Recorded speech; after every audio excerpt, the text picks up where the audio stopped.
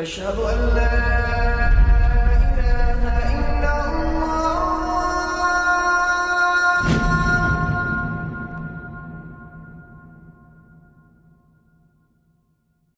Raindrops media পরিবেশিত audio lecture series আস-সিদ্দিক। এই সিরিজে আলোচিত হবে নবীদের পরে সর্বশ্রেষ্ঠ মানুষ খলিফাতুর রাসূলুল্লাহ আবু বকর রাদিয়াল্লাহু আনহু জীবন, সময় এবং কর্ম নিয়ে। আউযু বিল্লাহি মিনাশ শাইতানির রাজীম। বিসমিল্লাহির রহমানির রহিম। আলহামদুলিল্লাহ ওয়াসসালাতু ওয়াসসালামু আলা সাইয়্যিদিনা মুহাম্মদ ওয়া আলা আলিহি ওয়া সাহবিহি ওয়া সাল্লাম তাসলিমান কাসীরা। শুরহাবিল ইবনে হাসানা রাদিয়াল্লাহু আনহু, যিনি মুরতাদদের বিরুদ্ধে পরিচালিত 11টি বাহিনীর একটি বাহিনীর আমির ছিলেন, তিনি সাহাবাদের একজন, যিনি রাসূলুল্লাহ সাল্লাল্লাহু আলাইহি ওয়াসাল্লামের জীবদ্দশায় ওহী লিখেছেন। তিনি আবু বকর সিদ্দিকের কাছে আসলেন এবং এসে একটি প্রশ্ন করলেন। তিনি বললেন, ইয়া খলিফাতুর রাসূলিল্লাহ, আপনি কি শাম বিজয় কিংবা রোমানদের বিরুদ্ধে যুদ্ধের ব্যাপারে কিছু ভাবছেন? আবু বকর সিদ্দিক জবাব দিয়ে বললেন, হ্যাঁ, এই বিষয়ে আমি ভেবেছি, কিন্তু এই পরিকল্পনা এটা তো আমি কারো কাছে প্রকাশ করিনি। তুমি কিভাবে জানলে? শাম বিজয়, সেই অঞ্চলকে ইসলামের অধীনে নিয়ে আসা, এটা খলিফা আবু বকর সিদ্দিকের কর্ম পরিকল্পনাতে খুব ভালোভাবেই ছিল। শাম মুসলিমদের দৃষ্টিতে ছিল সেই দিন থেকেই, যেদিন রাসূলুল্লাহ সাল্লাল্লাহু আলাইহি ওয়াসাল্লাম তার বিখ্যাত রাত্রিকালীন সফর সেটা সম্পাদিত করেছিলেন জেরুজালেমে, আল ইসরা ওয়াল মিরাজ। সেই রাতেই রাসূলুল্লাহ সাল্লাল্লাহু আলাইহি ওয়াসাল্লাম শামে জেরুজালেমে আল আকসা মসজিদে সমস্ত নবীদের ইমাম হিসেবে সালাত আদায় করিয়েছেন। সেই ঘটনার প্রতীক হিসেবে আমাদের সামনে চলে আসে শামের জমিনকে আল্লাহ সুবহানাহু ওয়া তাআলা রাসূলুল্লাহ সাল্লাল্লাহু আলাইহি ওয়াসাল্লাম এবং তার উম্মার হাতে ন্যস্ত করেছেন। শাম এমন একটি ভূমি, যেই ভূমিতে বহু নবী রাসূল আল্লাহ সুবহানাহু ওয়া তাআলা পাঠিয়েছেন। আল্লাহ সুবহানাহু ওয়া তাআলা শামের বরকতময় ভূমি সম্পর্কে এবং মসজিদে আকসা সম্পর্কে কোরআনে আলোচনা করেছেন। আল্লাহ সুবহানাহু ওয়া তাআলা বলেছেন, সুবহানাল্লাযী আসরা বিআবদিহি লাইলাম মিনাল মাসজিদিল হারামি ইলাল মাসজিদিল আকসা আল্লাযী বারাকনা হাওলাহু লিনুরিয়াহু মিন আয়াতিনা। মহান পবিত্র সেই সত্তা, যিনি নিজের বান্দাকে রাত্রিবেলায় সফর করিয়েছিলেন মসজিদে হারাম থেকে মসজিদে আকসা পর্যন্ত, যার চারদিক আল্লাহ সুবহানাহু ওয়া তাআলা বলছেন, আমি পর্যাপ্ত বরকত দান করেছি। আল্লাযী বারাকনা হাওলাহু লিনুরিয়াহু মিন আয়াতিনা, যেন আমি তাকে আমার কুদরতের কিছু নিদর্শন দেখিয়ে দিতে পারি।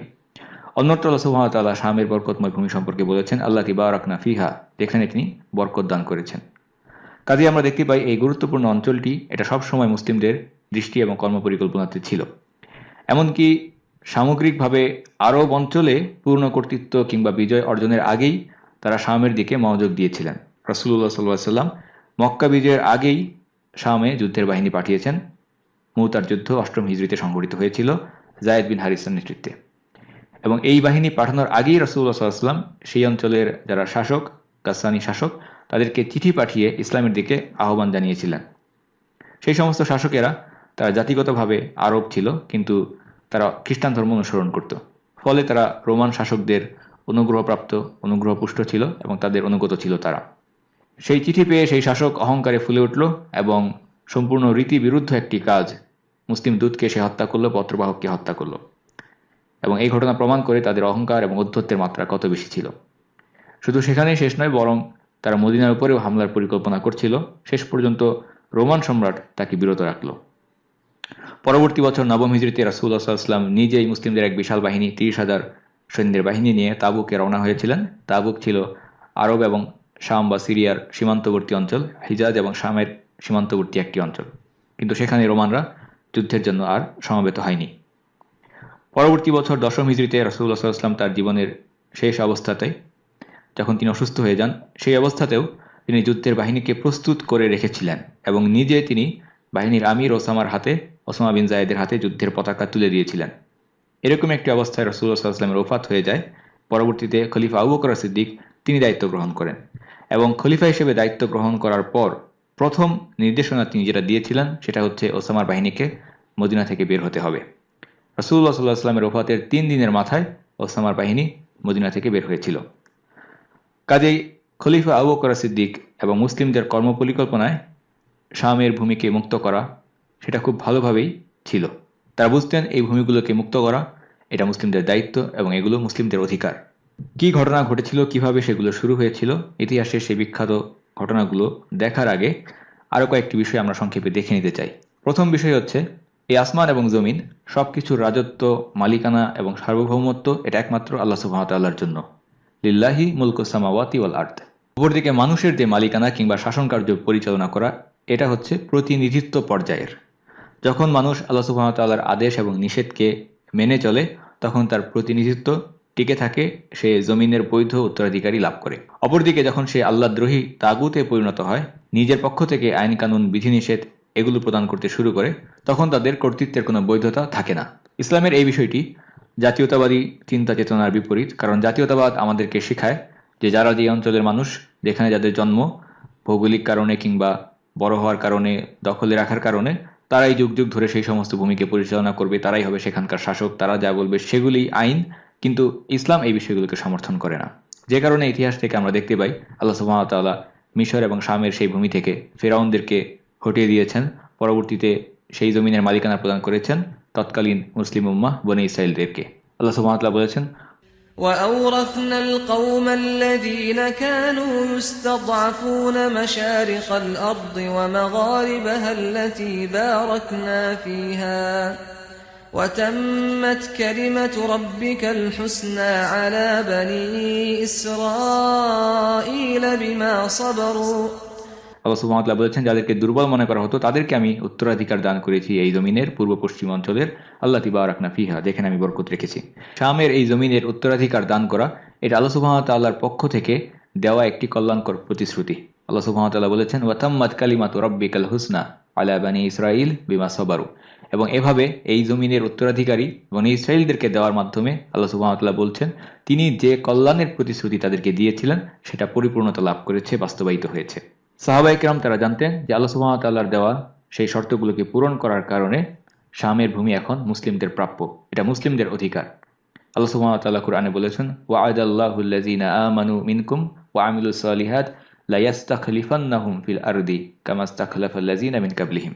আল্লাহ সুবহানাহু ওয়া তাআলা বলেছেন, তোমাদের মধ্যে যারা ঈমান এনেছে এবং নেক আমল করেছে, ভালো কাজ করেছে, আমলে সালেহ করেছে, আল্লাহ সুবহানাহু ওয়া তাআলা তাদেরকে ওয়াদা দিয়েছেন, তাদেরকে এই প্রতিশ্রুতি দিয়েছেন যে অবশ্যই তিনি তাদেরকে জমিনে শাসন কর্তৃত্ব, অথরিটি, খিলাফা দান করবেন, যেমন তিনি দান করেছিলেন পূর্বের লোকেদেরকে।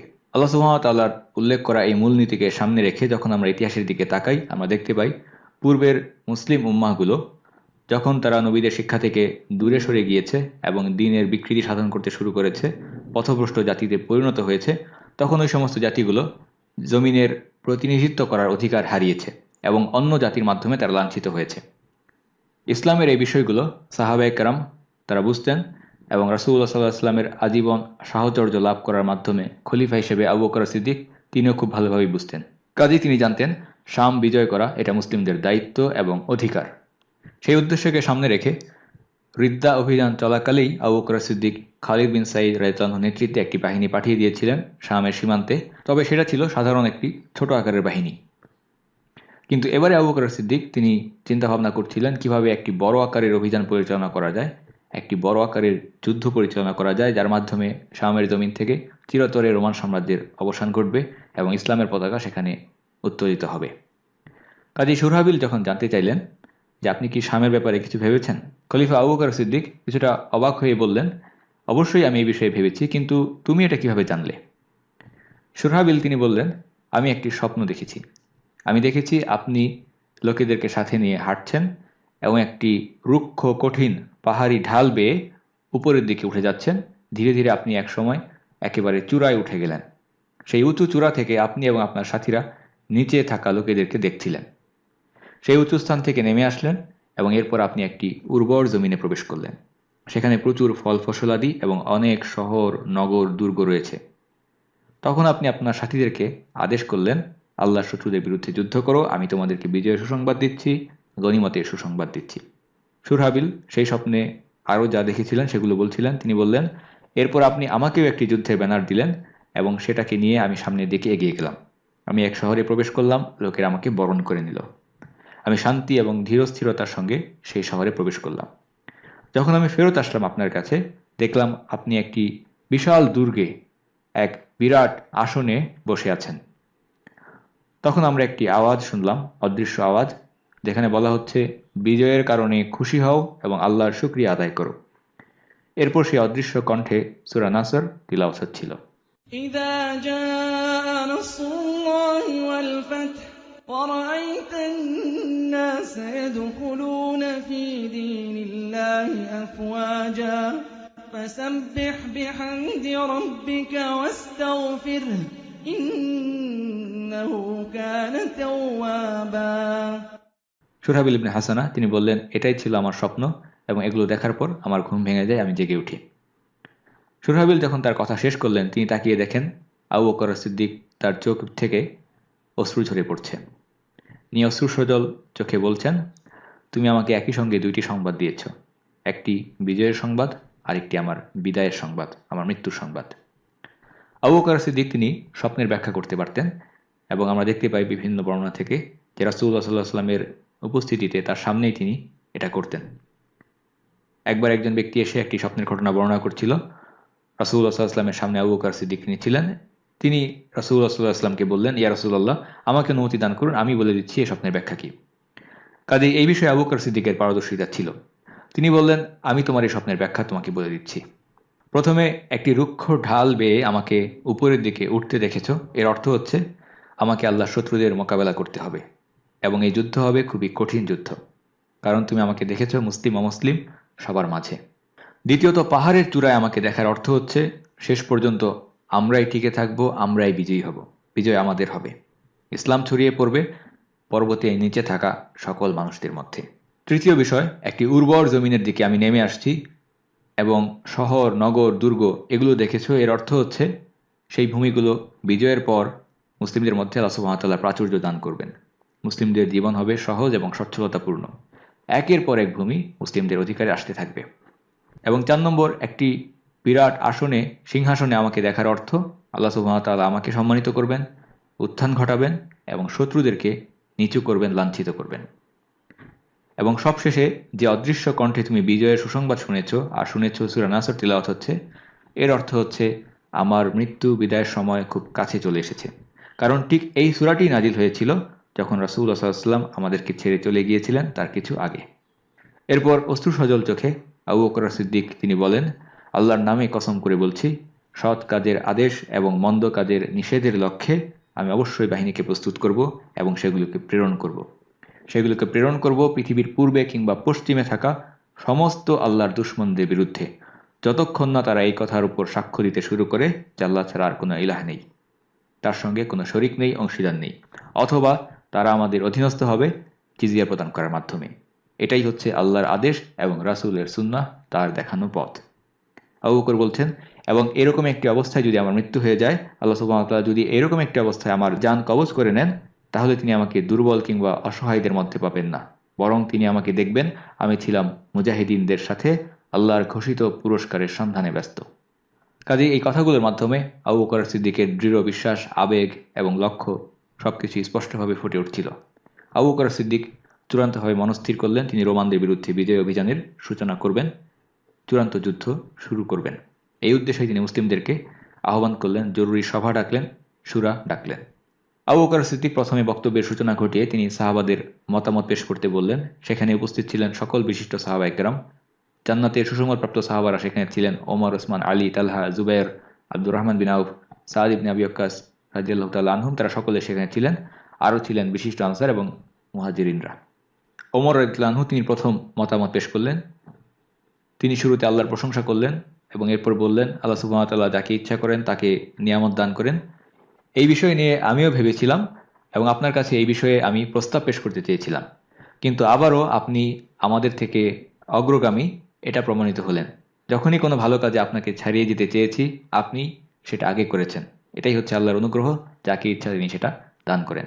ওমর বলছেন, আমার পরামর্শ হচ্ছে আপনি সেই ভূমিতে একের পর এক বাহিনী পাঠাতে থাকুন, পদাতিকের পর পদাতিক, অশ্বারোহীর পরে অশ্বারোহী, এভাবে একের পর এক বাহিনী পাঠাতে থাকুন যতক্ষণ না চূড়ান্তভাবে রোম বিজয় হয়ে যায়। আল্লাহ সুবহানাহু ওয়া তাআলা আপনাকে বিজয় দান করবেন, মুসলিমদেরকে সম্মানিত করবেন। ওমর রাদিয়াল্লাহু আনহু একবারে সামগ্রিক অভিযান পরিচালনার পক্ষে ছিলেন, তিনি একই সময়ে একের পর এক বাহিনী পাঠানোর পক্ষে মতামত দিয়েছিলেন। দ্বিতীয় মতামত পেশ করলেন আব্দুর রহমান বিন আউফ। তিনি বললেন, ওমরের সঙ্গে আমি কিছুটা ভিন্ন মত পোষণ করি। এরা কোনো সাধারণ সাম্রাজ্য নয়, এরা হচ্ছে আর রোম, বানুল আসফার। আসফার এর মাধ্যমে আরবরা রোমানদেরকে বোঝাতো।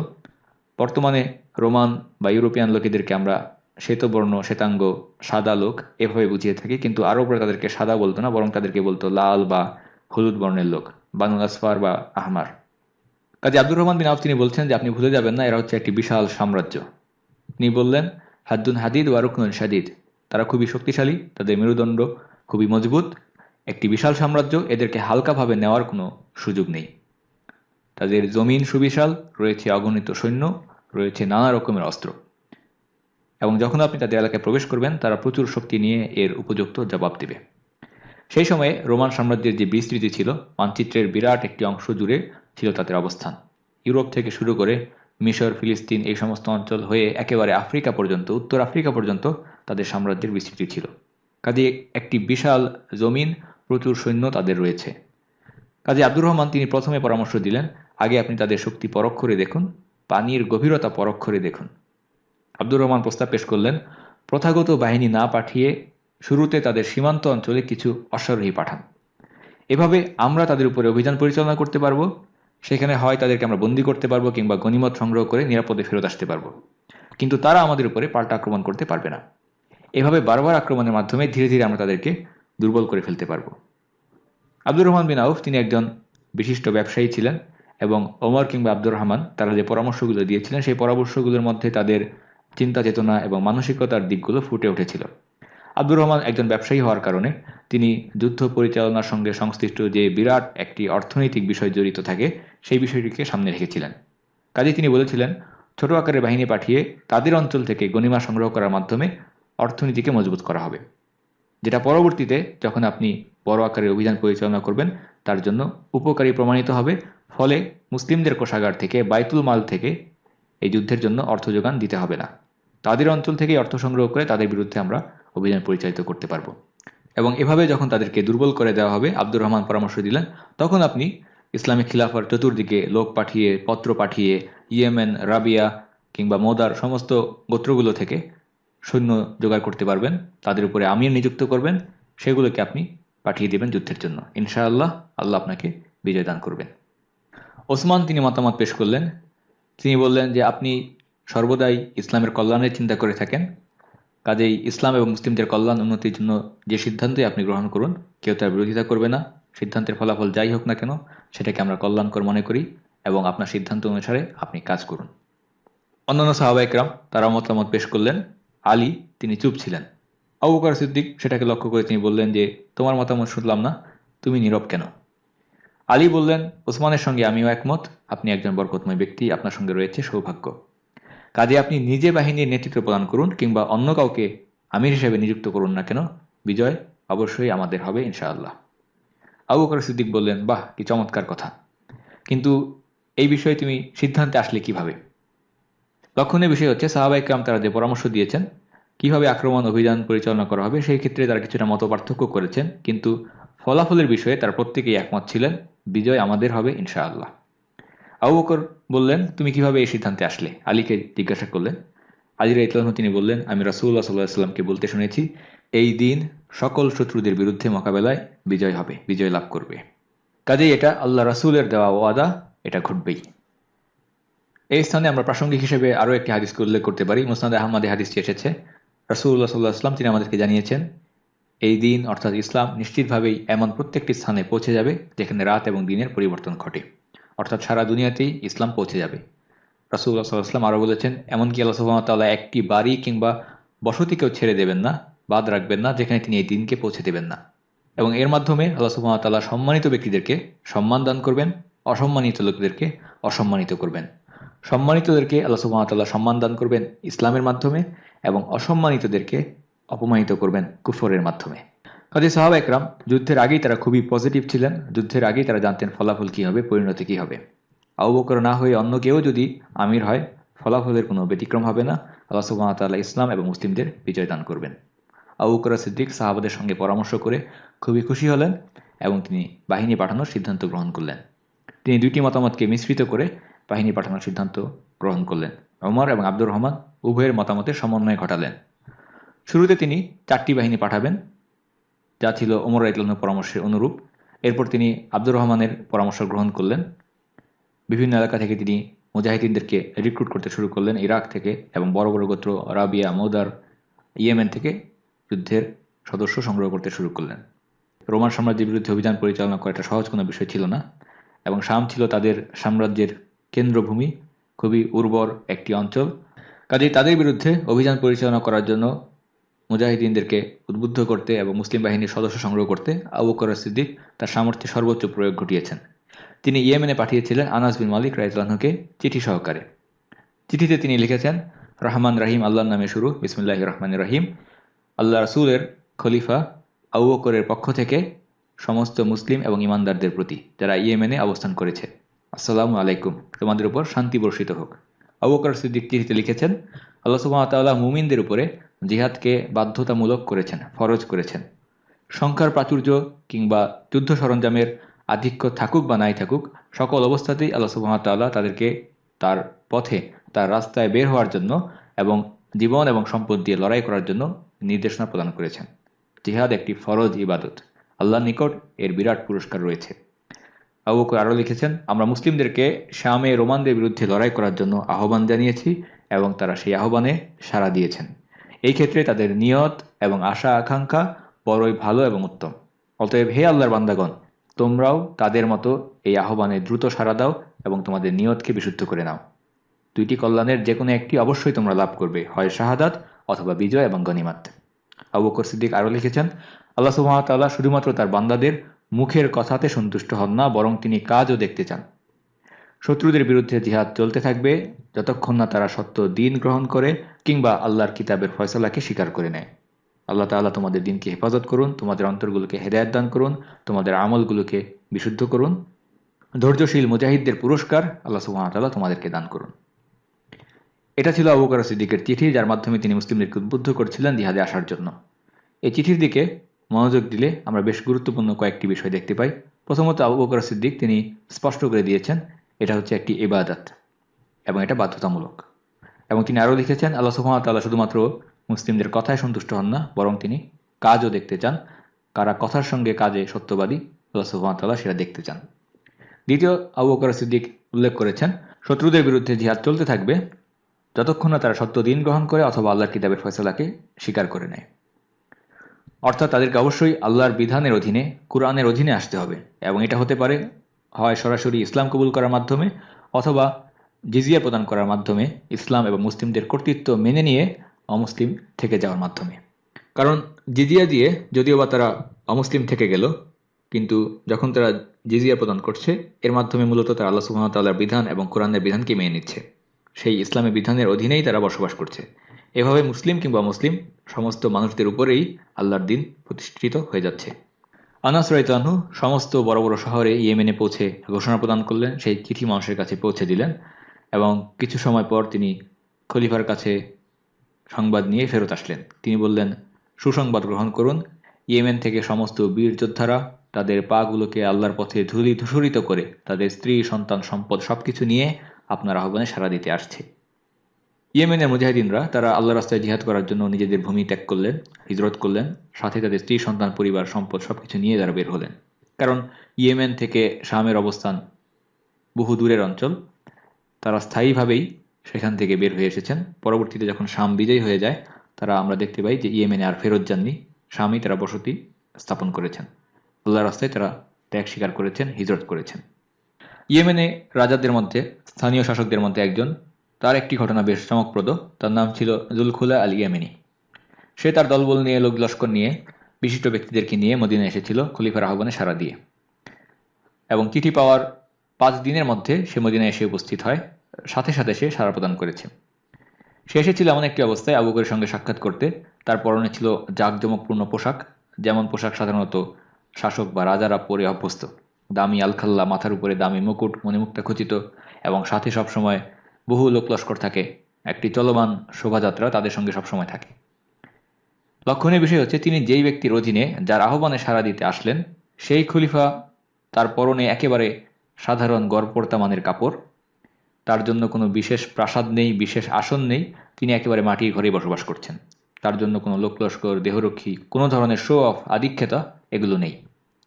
এই দৃশ্য নিজের চোখের সামনে দেখে, খলিফাকে এত সাধারণ অবস্থায় দেখে সেই ইয়েমেনি শাসক তিনি অভিভূত হয়ে গেলেন এবং এই দৃশ্যটি তার উপর ব্যাপক প্রভাব বিস্তার করল।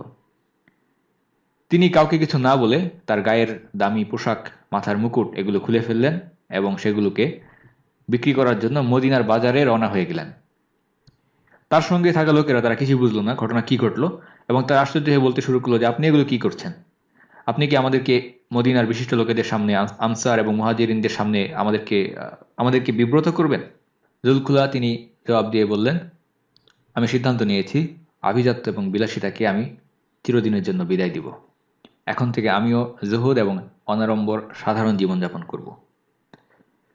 কেন এই সিদ্ধান্ত তিনি নিয়েছিলেন? তার মনের মধ্যে কি পরিবর্তন ঘটেছিল? পরিবর্তন ঘটেছিল একটি দৃশ্য তার সামনে দেখার মাধ্যমে। তিনি আবু বকর সিদ্দিককে তার চোখের সামনে দেখে এত প্রভাবিত হয়েছিলেন, তিনি সিদ্ধান্ত নিয়েছিলেন খলিফা হয়ে আবু বকর সিদ্দিক যদি এত সাধারণ জীবনযাপন করতে পারেন, তাহলে তারও উচিত আবু বকর সিদ্দিককে অনুসরণ করা। তৎকালীন সময়ে 1400 বছর আগের সেই পৃথিবীতে বর্তমান সময়ের মতো কোনো যোগাযোগ ব্যবস্থা ছিল না। বর্তমান সময়ে আমরা দেখতে পাই যে কোনো গুরুত্বপূর্ণ ব্যক্তিদেরকে কিংবা একজন সাধারণ মানুষও চাইলে নিজেকে প্রচার করতে পারে, লাইভ টেলিকাস্ট করতে পারে, কিন্তু সেই আমলে এই সমস্ত ব্যবস্থার কোনো সুযোগ ছিল না। বিখ্যাত লোকেদের নাম লোকেরা দূর দূরান্ত থেকে শুনত, কিন্তু অনেক সময় সারা জীবনেও তাদের সাক্ষাৎ লাভ করতে পারত না।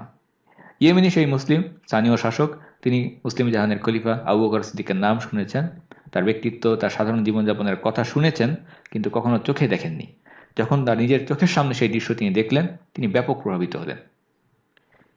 এটি মানুষের একটি বৈশিষ্ট্য, মানুষ স্বাভাবিকভাবেই অনুকরণ প্রিয়। শিশুরা অনুকরণের মাধ্যমেই বিভিন্ন বিষয় শেখে এবং সেভাবেই বড় হয়, এবং এই প্রবৃত্তি, এই বিষয়টা মানুষের মধ্যে ইচ্ছায় অনিচ্ছায় সবার মধ্যেই থেকে যায়।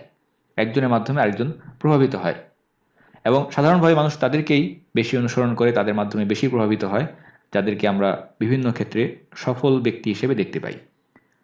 যারা শক্তিশালী তাদেরকে, যারা দুর্বল তারা অনুসরণ করে। অতীতে ওটা হয়ে এসেছে এবং সব সময়ের জন্য এটা সত্য। যে কারণে আমরা দেখি বর্তমান যুগে যদিও বা নৈতিক দিক থেকে পশ্চিমা লোকজন, তাদের সভ্যতা একেবারে অধঃপতিত, কিন্তু বাহ্যিক দিক, সামরিক দিক, রাজনৈতিক দিক, অর্থনৈতিক কিংবা প্রযুক্তিগত এই সমস্ত বিষয়ে উৎকর্ষতা অর্জনের কারণে মানুষ তাদেরকে অনুসরণ করে, নকল করে তাদের মতো হতে চায়, পোশাকে, আচার আচরণে, কথাবার্তায়, সবকিছুতে। এবং এই বিষয়টিকে চিহ্নিত করে বিখ্যাত মুসলিম ঐতিহাসিক ইবনে খালদুন রাহিমাহুল্লাহ তিনি লিখেছেন, একটি পৃথক অধ্যায় লিখেছেন, এবং যার মূল কথা হচ্ছে মানুষ তাদের রাজন্যবর্গের মতাদর্শকে অনুসরণ করে, দুর্বল সবলকে নকল করে। জুলকুলা আল ইয়ামিনী তিনি একজন স্থানীয় শাসক ছিলেন ঠিকই, কিন্তু সে ছিল খলিফার অধীনস্থ। মর্যাদার দিক থেকে বা ক্ষমতার দিক থেকে অবশ্যই সে খলিফার অনেক নিচে, কিন্তু যখন সে দেখল যে তার অনেক উপরে অবস্থান করেও খলিফা এত সাধারণ জীবনযাপন করছে, তার কোনো আদিক্ষেতা নেই, লোক দেখানো আয়োজন নেই, তখন সে নিজের চোখের সামনে একজন রোল মডেল খুঁজে পেয়েছে। ফলে সে সিদ্ধান্ত নিয়েছে নিজের দামি পোশাক বিক্রি করে সেই অর্থকে কাজে লাগাবে আল্লাহর রাস্তায় জিহাদে, এবং নিজে সাধারণ জীবনযাপন করবে। কাজে এই ঘটনা আমাদের সামনে একটি বিশেষ দিক আবার উন্মোচিত করে, এবং সেই দিকটি হচ্ছে আল্লাহ রাসূল সাল্লাল্লাহু আলাইহি ওয়াসাল্লামের যারা সাহাবা ছিলেন, তারা সম্মান, মর্যাদা এবং আভিজাত্যের এক নতুন মানদণ্ড মানবজাতির সামনে উপস্থাপন করে গিয়েছেন। তারা নিজেদেরকে বাকিদের সামনে জ্যান্ত নমুনা হিসেবে, রোল মডেল হিসেবে উপস্থাপিত করেছেন। শুধুমাত্র কথা, লেকচার, খুতবা এগুলো তারা প্রদান করতেন না। তাদের দৃষ্টান্ত দেখেই মানুষ তাদের মাধ্যমে প্রভাবিত হতো, তাদের মতো হওয়ার চেষ্টা করত, এবং এটাই ছিল তাদের ব্যক্তিত্বের শক্তি। যে কোনো ভূমিতে যখন তারা ইসলাম নিয়ে মানুষের কাছে গিয়েছেন, তারা গিয়েছেন সম্মানের পথে, মর্যাদার পথে। আত্মমর্যাদা, সম্মানকে বিকিয়ে দিয়ে দিনের বিভিন্ন বিষয়কে কাটছাট করে তারা মানুষের সামনে ইসলামকে উপস্থাপন করেননি। মানুষকে ইসলামে দাখিল করার জন্য তারা নত হননি, হাত জোর করে তাদেরকে ইসলামে আনার জন্য ভিক্ষা করেননি, বরং ইসলাম যেমন ঠিক তেমনভাবেই সত্যের সঙ্গে, সম্মানের সঙ্গে তাদের সামনে উপস্থাপন করেছেন। তারা জিহাদের মাধ্যমে সশস্ত্র অবস্থায় বিভিন্ন ভূমিগুলোকে মুক্ত করেছেন, এবং সেই অবস্থাতেও তারা কখনো দ্বীনের বিষয়কে পরিত্যাগ করেননি, সালাত পরিত্যাগ করেননি। মানুষ তাদেরকে দেখত, তাদের চলাফেরা দেখত, তাদের লেনদেন দেখত, আচার আচরণ দেখত, এবং এগুলো দেখে মুগ্ধ হয়ে লোকেরা স্বতঃস্ফূর্তভাবে তাদের কাছে আসতো এবং জানতে চাইতো, আমিও যদি তোমাদের মতো হতে চাই, আমিও যদি ইসলাম গ্রহণ করতে চাই, তাহলে আমাকে কি করতে হবে সেটা বলে দাও। এবং বহু ঘটনায় আমরা দেখতে পাই তারা সত্যায়ন করেছে সাহাবাদেরকে দেখে, যে যতক্ষণ পর্যন্ত তোমাদের মধ্যে এই ধরনের লোকেরা থাকবে, অবশ্যই তোমরা এই পৃথিবীকে পদাবনত করবে। কাজে সাহাবা ইকরাম তাদেরকে মানুষ পেয়েছে সততা, উদারতা, সাহসিকতা এবং সত্য ন্যায়ের বাস্তব প্রতিমূর্তি হিসেবে। এবং নিজেদের জীবনে ইসলামকে ধারণ করার কারণে তাদেরকে লম্বা লম্বা লেকচার, বক্তব্য এগুলো প্রদান করতে হতো না। সামান্য আহ্বানেই দলে দলে লোকেরা ইসলামে দাখিল হয়ে যেত। এটাই ছিল সাহাবা ইকরামের দাওয়ার পদ্ধতি। সম্মানের সাথে, ইজ্জতের সাথে তারা ইসলামকে ধারণ করতেন, প্রচার করতেন। আবু বকর সিদ্দিক তিনি 4টি বাহিনীকে প্রস্তুত করলেন। প্রথম বাহিনী তিনি প্রস্তুত করলেন ইয়াজিদ বিন আবু সুফিয়ান তার নেতৃত্বে। আবু সুফিয়ানের ছেলে ইয়াজিদ তিনি একজন সাহাবী ছিলেন রাদিয়াল্লাহু তাআলা আনহু, এবং সাধারণভাবে হুসাইন রাদিয়াল্লাহু আনহুর ঘটনার সঙ্গে জড়িত যে ইয়াজিদের নাম আমরা শুনে অভ্যস্ত, তিনি ভিন্ন ব্যক্তি, তিনি মুয়াবিয়ার সন্তান। আর এখানে যেই ইয়াজিদের সম্পর্কে আলোচনা করা হচ্ছে তিনি আবু সুফিয়ানের সন্তান সাহাবী। ইয়াজিদ বিন আবু সুফিয়ানের বাহিনীর সদস্য সংখ্যা ছিল 7,000। তাদের গন্তব্যস্থল হচ্ছে দামাস্কাস। সেখানে আবু বকর সিদ্দিক তাদেরকে পাঠালেন। দ্বিতীয় বাহিনী সুরহাবিল ইবনে হাসানা, সদস্য সংখ্যা 3,000, গন্তব্যস্থল তাবুক। তাবুকে তাদেরকে পাঠানোর উদ্দেশ্য হচ্ছে অন্যান্য বাহিনীগুলোর তুলনায় তারা কিছুটা পেছনের দিকে থাকবেন মানচিত্রে, এবং সেখানে অবস্থান করার মাধ্যমে মূলত মুসলিমদেরকে পেছন দিক থেকে তারা নিরাপত্তা প্রদান করবেন, অর্থাৎ পশ্চাৎ দিক থেকে যেন কোনো বাহিনী মুসলিমদের উপর হামলা করতে না পারে। এবং তাবুকের অবস্থান মদিনা থেকে তুলনামূলকভাবে অন্যান্য অঞ্চল থেকে নিকটে, ফলে যে কোনো পরিস্থিতিতে তারা সেখান থেকে সহযোগিতা প্রদান করতে পারবেন। আবু উবাইদা তার বাহিনীকে পাঠানো হয়েছিল শামে হিমসের দিকে, সদস্য সংখ্যা ছিল 3,000। চতুর্থ বাহিনী আমর ইবনুল আসের বাহিনী, 7,000 সদস্য সংখ্যা, গন্তব্যস্থল হচ্ছে ফিলিস্তিন। বাহিনীগুলোকে প্রস্তুত করার পর আবু বকর সিদ্দিক তিনি সেই সুন্নাহকে অনুসরণ করতেন যেটা ছিল রাসূলুল্লাহ সাল্লাল্লাহু আলাইহি ওয়াসাল্লামের সুন্নাহ, যুদ্ধের বাহিনীর সঙ্গে কিছু দূর পথ হেঁটে তাদেরকে এগিয়ে দিয়ে আসা এবং নিজের পায়েও আল্লাহর রাস্তার ধুলি লাগানো। সেই অবস্থায় যুদ্ধের আমির তিনি থাকতেন বাহনের উপরে, ঘোড়া কিংবা উটের উপরে, এবং খলিফা আবু বকর সিদ্দিক তিনি পায়ে হেঁটে তাদেরকে এগিয়ে দিয়ে আসতেন। বাহিনীকে সামনে রেখে আবু বকর সিদ্দিক উপদেশ প্রদান করতেন, এবং বাহিনীর আমিরদের প্রতিও আবু বকর সিদ্দিক কিছু আন্তরিক নাসিহা, বিদায়ী উপদেশ প্রদান করতেন। সেই বাহিনীর আমির ইয়াজিদ বিন আবি সুফিয়ানের প্রতি আবু বকর সিদ্দিক বেশ দীর্ঘ কিছু উপদেশ প্রদান করেছেন। সেগুলো কিছুটা দীর্ঘ হলেও তার মধ্যে বহু কল্যাণকর বিষয় রয়েছে, বহু শিক্ষা রয়েছে। আবু বকর সিদ্দিক তিনি ইয়াজিদকে উপদেশ দিলেন। প্রথমত তিনি তাকে জানিয়ে দিলেন, তিনি বলছেন, আমি তোমাকে যাচাই এবং অভিজ্ঞতা লাভের জন্য অধিনায়ক নিযুক্ত করলাম। যদি তুমি ভালো কাজ করো তাহলে আমি তোমাকে এই পদে স্থায়ী করব, পদোন্নতি প্রদান করব, আর যদি খারাপ কিছু করো তাহলে আমি তোমাকে পদচ্যুত করব। সুতরাং প্রথম বিষয় হচ্ছে আবু বকর সিদ্দিক স্পষ্ট করে দিচ্ছেন যে তোমার এই নিয়োগ অস্থায়ী নিয়োগ, এবং এর মধ্যে জবাবদিহিতা রয়েছে। যখনই কোনো মানুষ ক্ষমতা লাভ করে এবং সেখানে জবাবদিহিতার কোনো বিষয় থাকে না, সে ক্ষমতার অপব্যবহার করতে শুরু করে। কাজে আবু বকর সিদ্দিক আমিরকে স্পষ্টভাবেই জানিয়ে দিলেন, তোমার নিয়োগ চিরস্থায়ী নিয়োগ নয় এবং এর মধ্যে জবাবদিহিতার বিষয় রয়েছে। দ্বিতীয় বিষয় আবু বকর সিদ্দিক বললেন, তুমি আল্লাহকে ভয় করবে, তাকওয়া অবলম্বন করবে, কারণ তিনি তোমার ভেতর এবং বাহির একই রকমভাবে দেখতে পান। কোনো সন্দেহ নেই আল্লাহর নিকট সবচেয়ে উত্তম ব্যক্তি তারাই যারা আল্লাহকে সবচেয়ে বেশি ভয় করে চলে, পরহেজগারি অবলম্বন করে চলে। এবং যে ব্যক্তি আমলের মাধ্যমে আল্লাহর নৈকট্য অর্জন করার চেষ্টা করে সেই প্রকৃতপক্ষে আল্লাহ সুবহানাহু ওয়া তাআলার সবচেয়ে কাছে, সবচেয়ে নৈকট্য অর্জন করতে পারে। সুতরাং দ্বিতীয় বিষয় তাকওয়া অবলম্বনের নির্দেশ আবু বকর সিদ্দিক দিলেন। আবু বকর সিদ্দিক আরও বললেন, খালিদ ইবনে সাঈদ, অর্থাৎ প্রথম যেই বাহিনী আবু বকর সিদ্দিক ছোট আকারের বাহিনী পাঠিয়েছিলেন সেটাকে লক্ষ্য করে আবু বকর সিদ্দিক বলছেন, তাদের অসমাপ্ত কাজের দায়িত্ব আমি এখন তোমাকে প্রদান করছি। তুমি জাহিলিয়াতের কথা এবং কাজ থেকে দূরে থাকবে, কারণ আল্লাহ সুবহানাহু ওয়া তাআলা এই ধরনের কাজ এবং এই ধরনের লোকেদেরকে ঘৃণা করেন। ইয়াজিদ বিন আবি সুফিয়ান তিনি অনেক পরে মুসলিম হয়েছিলেন, একজন লেট মুসলিম ছিলেন তিনি। কাজেই যখন তিনি একটি যুদ্ধের আমির হিসেবে লোকেদেরকে সাথে নিয়ে যাচ্ছেন, সেখানে এই বিষয়গুলো যেন কোনো সংকট সৃষ্টি না করে, জাহিলিয়াতের কোনো বিষয় সেটা যেন তার মধ্যে থেকে না যায়, সেই দিকে সাবধান করে তিনি বলছেন, জাহিলিয়াতের কথা এবং কাজ থেকে তুমি সাবধান থাকবে। এরপর নেতা হিসেবে তার যে করণীয়, যুদ্ধের সঙ্গে সংশ্লিষ্ট বিভিন্ন বিষয়ে আবু বকর সিদ্দিক নির্দেশনা প্রদান করেছেন। আবু বকর সিদ্দিক বলেছেন, যখন তুমি তোমার সৈন্যদের সাথে পৌঁছাবে, তাদের কাছে পৌঁছাবে, তখন তাদের সাথে উত্তম ব্যবহার করবে, ভালো কাজের সূচনা ঘটাবে এবং তাদের কাছ থেকে ভালো কাজের ওয়াদা গ্রহণ করবে। যখন উপদেশ প্রদান করবে, সংক্ষিপ্ত উপদেশ প্রদান করবে, কারণ দীর্ঘ উপদেশ মানুষ ভুলে যায়, শেষের কথাগুলো শুরুর কথাগুলোকে ভুলিয়ে দেয়। নিজেকে সংশোধন করবে, তাহলে লোকজন তোমার অনুগত থাকবে। অর্থাৎ নেতা হিসেবে যখন তিনি দায়িত্ব পালন করবেন, তাকে ব্যক্তিগত উন্নয়নের চেষ্টা সবসময় অব্যাহত রাখতে হবে। বাংলায় যেটাকে আমরা বলি যে সামনে থেকে নেতৃত্ব দেওয়া এবং বাকিদের জন্য দৃষ্টান্ত হিসেবে নিজেকে পেশ করা। নেতা যদি তাকওয়া অবলম্বন করে, সৈনিকরাও তাকওয়া অবলম্বন করবে। নেতা যদি কাপুরুষ হয়, লোকেরাও কাপুরুষ হয়ে যাবে। কাজে আবু বকর সিদ্দিক সেই বিষয়টিকে ইঙ্গিত করে বললেন নিজেকে সংশোধন করো, লোকেরা তোমার অধীনস্থ থাকবে, অনুগত থাকবে। এরপর আবু বকর সিদ্দিক সালাতের গুরুত্ব সম্পর্কে নসিহত প্রদান করেছেন। যুদ্ধ এমন একটি বিষয় যেখানে লড়াই হবে, সেখানে সালাতের সম্পর্কে উপদেশ কেন? আবু বকর সিদ্দিক বললেন, নির্ধারিত সময়ে পূর্ণাঙ্গ রুকু সিজদার সঙ্গে বিনয় সহকারে সালাত আদায় করবে। সালাত এমন একটি বিষয় যেটা দিন ইসলামের সবচেয়ে বড় আদেশগুলোর মধ্যে একটি, এবং এটা আল্লাহ সুবহানাহু ওয়া তাআলার সঙ্গে বান্দার সম্পর্ককে বজায় রাখে। এই যুদ্ধ এটা রাজত্ব বিস্তার করা কিংবা সম্পদ অর্জন করার জন্য কোনো যুদ্ধ নয়, এটা আল্লাহর দ্বীনকে প্রচার করার জন্য, ইসলামকে ছড়িয়ে দেওয়ার জন্য যুদ্ধ, পবিত্র যুদ্ধ, জিহাদ।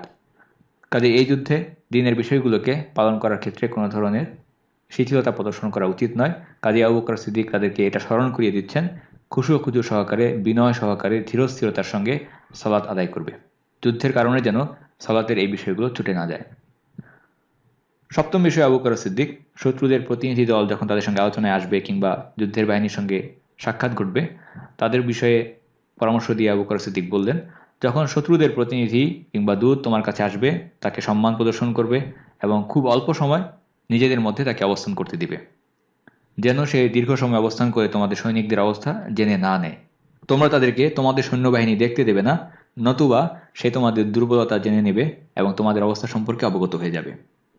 এই সকল দূতদেরকে উত্তম জায়গায় অবস্থান করতে দিবে এবং সাধারণ লোকেদেরকে তাদের সঙ্গে আলোচনা করতে দিও না। তুমি নিজে তাদের সঙ্গে আলোচনা করবে এবং নিজেদের গোপন বিষয় কারো কাছে প্রকাশ করবে না, অন্যথায় কাজে কর্মে বিশৃঙ্খলা দেখা দিবে।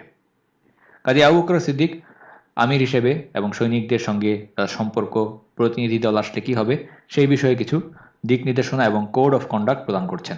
যদি প্রতিনিধি দল এসে সাধারণ মানুষদের সঙ্গে আলোচনা করতে শুরু করে, বিশৃঙ্খলা দেখা দিবে এবং গোপন বিষয়গুলো প্রকাশিত হয়ে যাবে।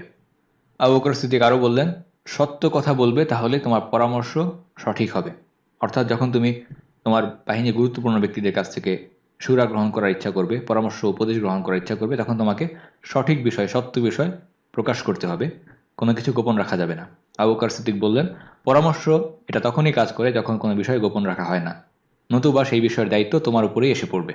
পরবর্তীতে আবু বকর সিদ্দিক বললেন, রাতের বেলায় সঙ্গী সাথীদের সঙ্গে আলোচনা করবে, তাহলে বিভিন্ন বিষয়ে জানতে পারবে, অবগত হতে পারবে এবং অনেক গোপন বিষয় তুমি জানতে পারবে।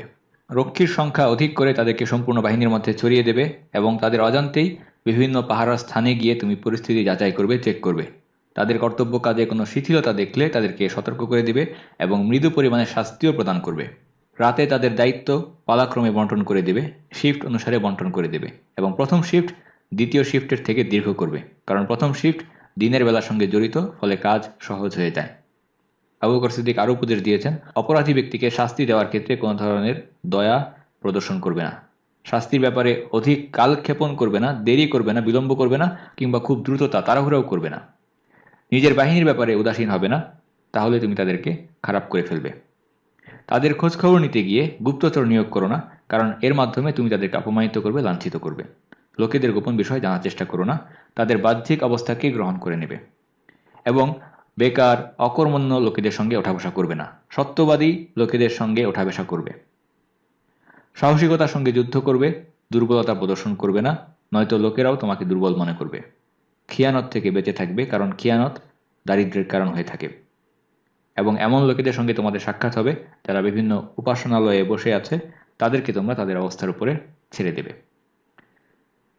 কাজে শেষের দিকে আবু বকর সিদ্দিক যে উপদেশগুলো দিয়েছেন, সেখানে আমরা দেখতে পাচ্ছি আবু বকর সিদ্দিক এটা নিশ্চিত করেছেন তার আমিরকে উপদেশ দেওয়ার মাধ্যমে, আমির হিসেবে তুমি সাধারণ সৈনিকদের থেকে পৃথক এভাবে থাকবে না। তুমি হবে সেনাবাহিনীর একটি অংশ, সাধারণ সৈনিকদের সঙ্গেও তুমি ভালোভাবে মিশবে, তাদের খোঁজ খবর নিবে এবং রাতের বেলায় তুমি তাদের সঙ্গে কথাবার্তা বলবে, আলাপ আলোচনা করবে। রাতের বেলায় এমন একটি পরিবেশ, সুবহানাল্লাহ, আমরা দেখতে পাই যে রাতের বেলায় পরিবেশে মানুষ অনেকটা হালকা মেজাজে চলে আসে। কথাবার্তা বলার ক্ষেত্রে নিজেকে কিছুটা রিজার্ভ রাখার যে মানসিকতা, সেটা রাতের বেলায় পরিবেশে অনেকটাই কমে যায়।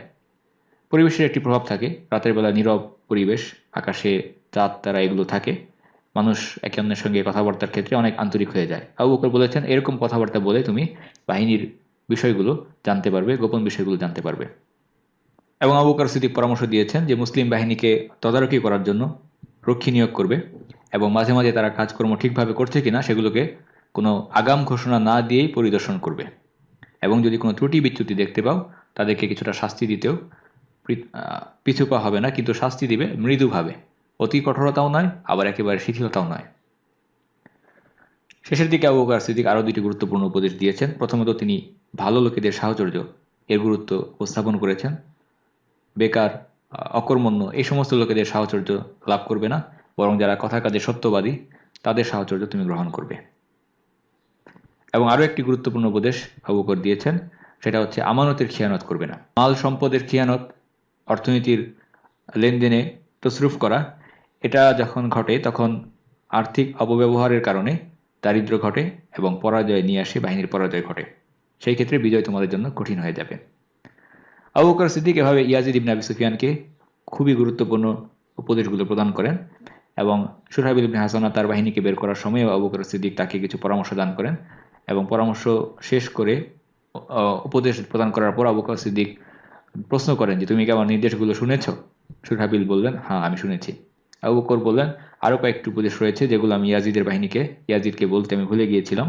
সেগুলো হচ্ছে সময় মতো সালাত আদায় করবে, যথাযথ ওয়াক্তে সালাত আদায় করবে, যুদ্ধের সময় সবর করবে, ধৈর্য ধারণ করবে যতক্ষণ না তুমি বিজয়ী হচ্ছ কিংবা শাহাদাত বরণ করছো, এবং রুগ্ন অসুস্থ আহত ব্যক্তিদেরকে সেবা শুশ্রূষা করবে, তাদের জানাজায় উপস্থিত হবে এবং সকল অবস্থায় বেশি বেশি আল্লাহ সুবহানাহু ওয়া তাআলা জিকির করবে।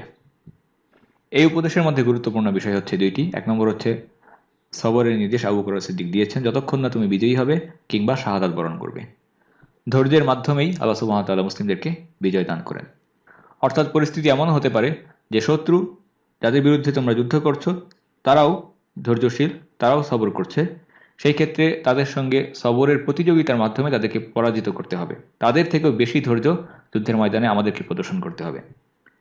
আরবের একজন বিখ্যাত বীর আন্তারা, তার একটি গল্প প্রচলিত আছে যে অনেক দুর্বল হয়েও বিভিন্ন ক্ষেত্রে বিজয় লাভ করত। লোকেরা এই বিষয়ে আশ্চর্য হতো এবং একজন ব্যক্তি তাকে জিজ্ঞাসা করলো, সবসময় তুমি কিভাবে বিজয়ী হও? কখনো তোমাকে পরাজিত হতে দেখি না। সে বলল, আমি তোমাকে দেখাচ্ছি কিভাবে আমি বিজয় লাভ করি, আমার গোপন রহস্য কি। তোমার আঙ্গুল আমার মুখে প্রবেশ করাও, আমার আঙ্গুল তোমার মুখে প্রবেশ করাচ্ছি এবং আমরা একে অপরের আঙ্গুল কামড়াতে থাকব। এভাবে সেই ব্যক্তি আন্তারার মুখে আঙ্গুল প্রবেশ করিয়ে দিল, আন্তারা তার আঙ্গুল সেই ব্যক্তির মুখে প্রবেশ করিয়ে দিল এবং দুইজনই তাদের দাঁত দিয়ে প্রচণ্ড জোরে একে অপরের আঙ্গুল কামড়াতে থাকলো। দুইজনেই প্রচণ্ড যন্ত্রণায় কাতরানো শুরু করলো এবং একটা সময়ে সেই ব্যক্তি আর নিজেকে সামলাতে না পেরে আন্তারার মুখ থেকে আঙ্গুল টেনে বের করে ফেলল।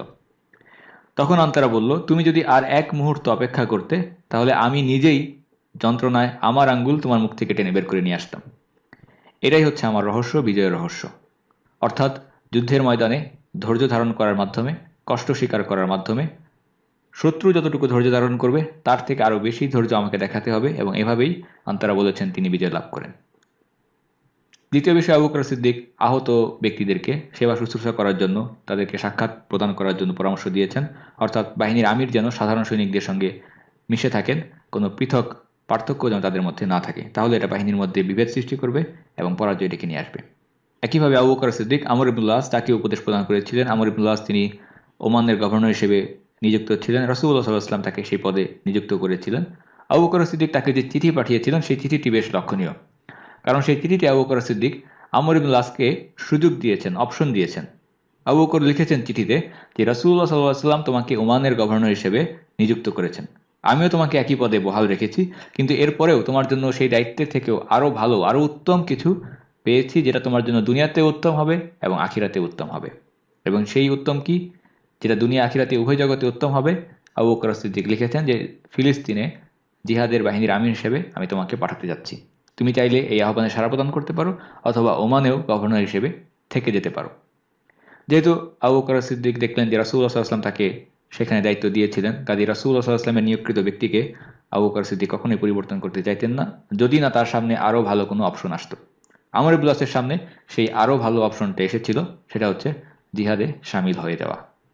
এটা আবারও আমাদের সামনে জিহাদের মর্যাদা উপস্থাপন করে। আমর ইবনুল আস তিনি আবু বকরের আহ্বানে সাড়া দিলেন। তিনি বললেন, আমি ইসলামের একটি তীর এবং আপনি হচ্ছেন আল্লাহর পথে তীর নিক্ষেপকারী, তীরন্দাজ।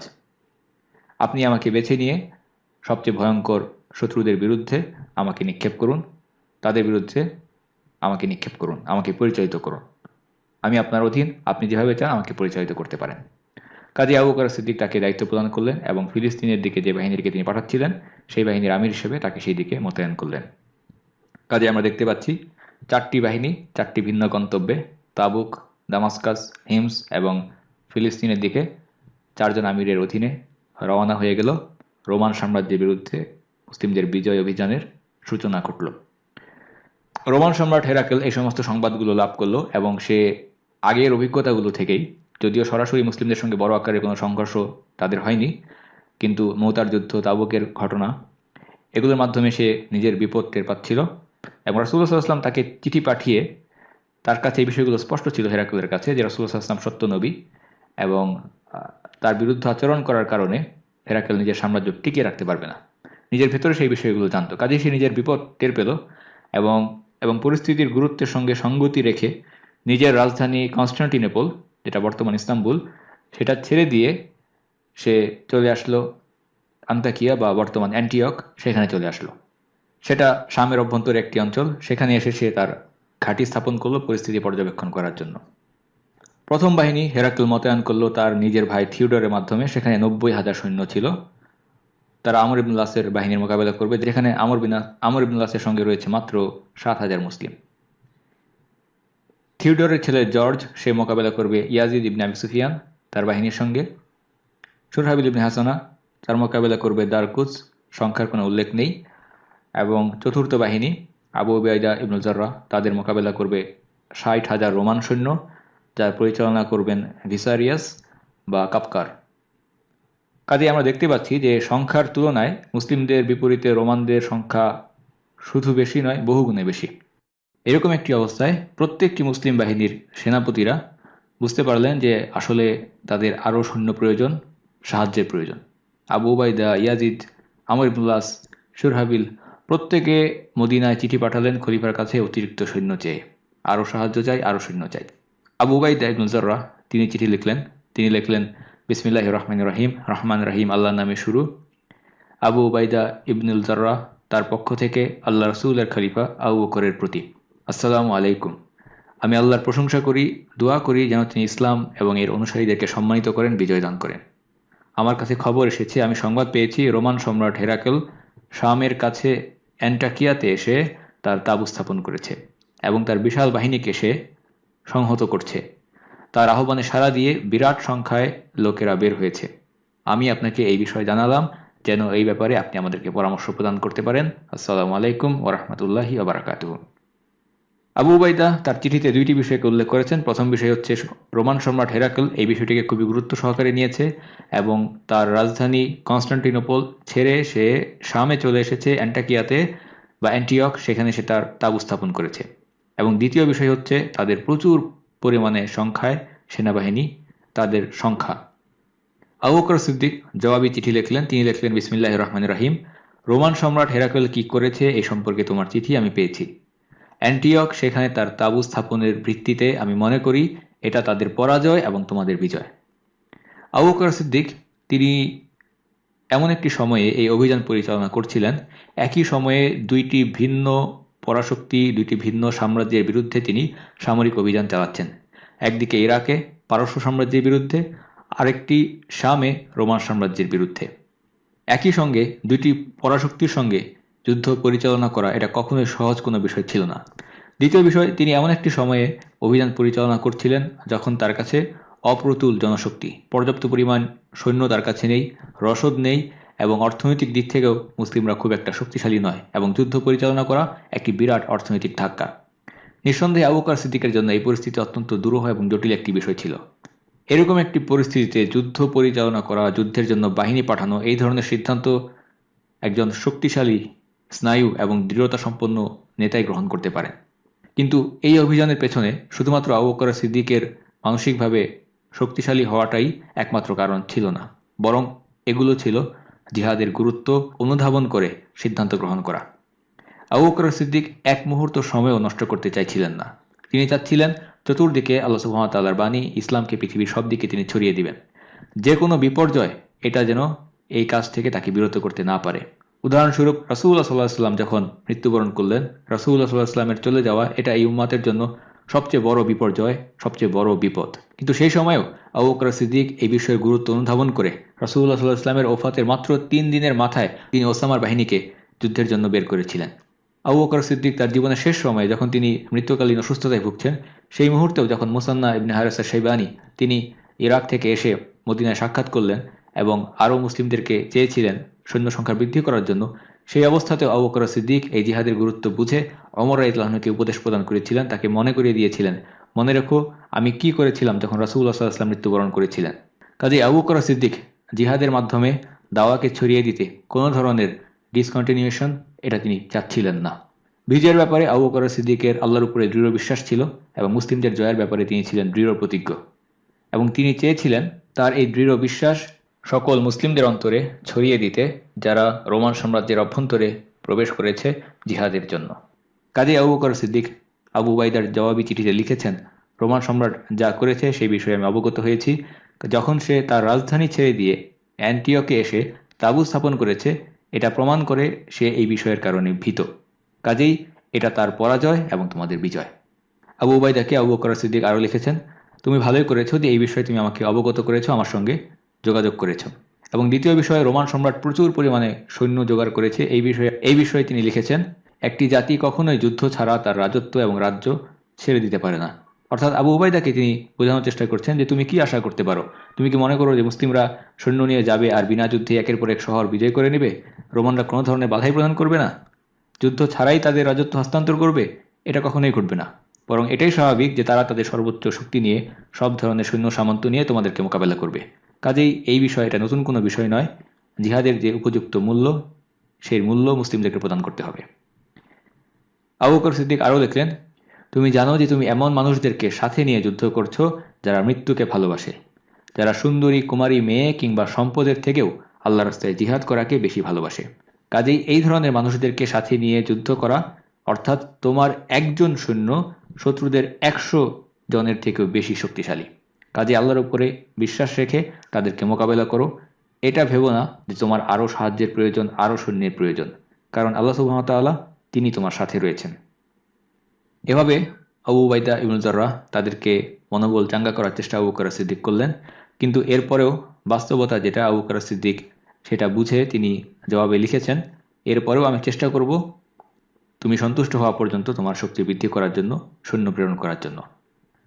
কাজে খলিফার পক্ষ থেকে এমন একটি চিঠি আসলো যেখানে আবু বকর সিদ্দিক তাদেরকে মানসিকভাবে যথেষ্ট পরিমাণ উৎসাহ দান করলেন, শক্তি দান করলেন, তার উদ্বুদ্ধ হলো, অনুপ্রাণিত হলো।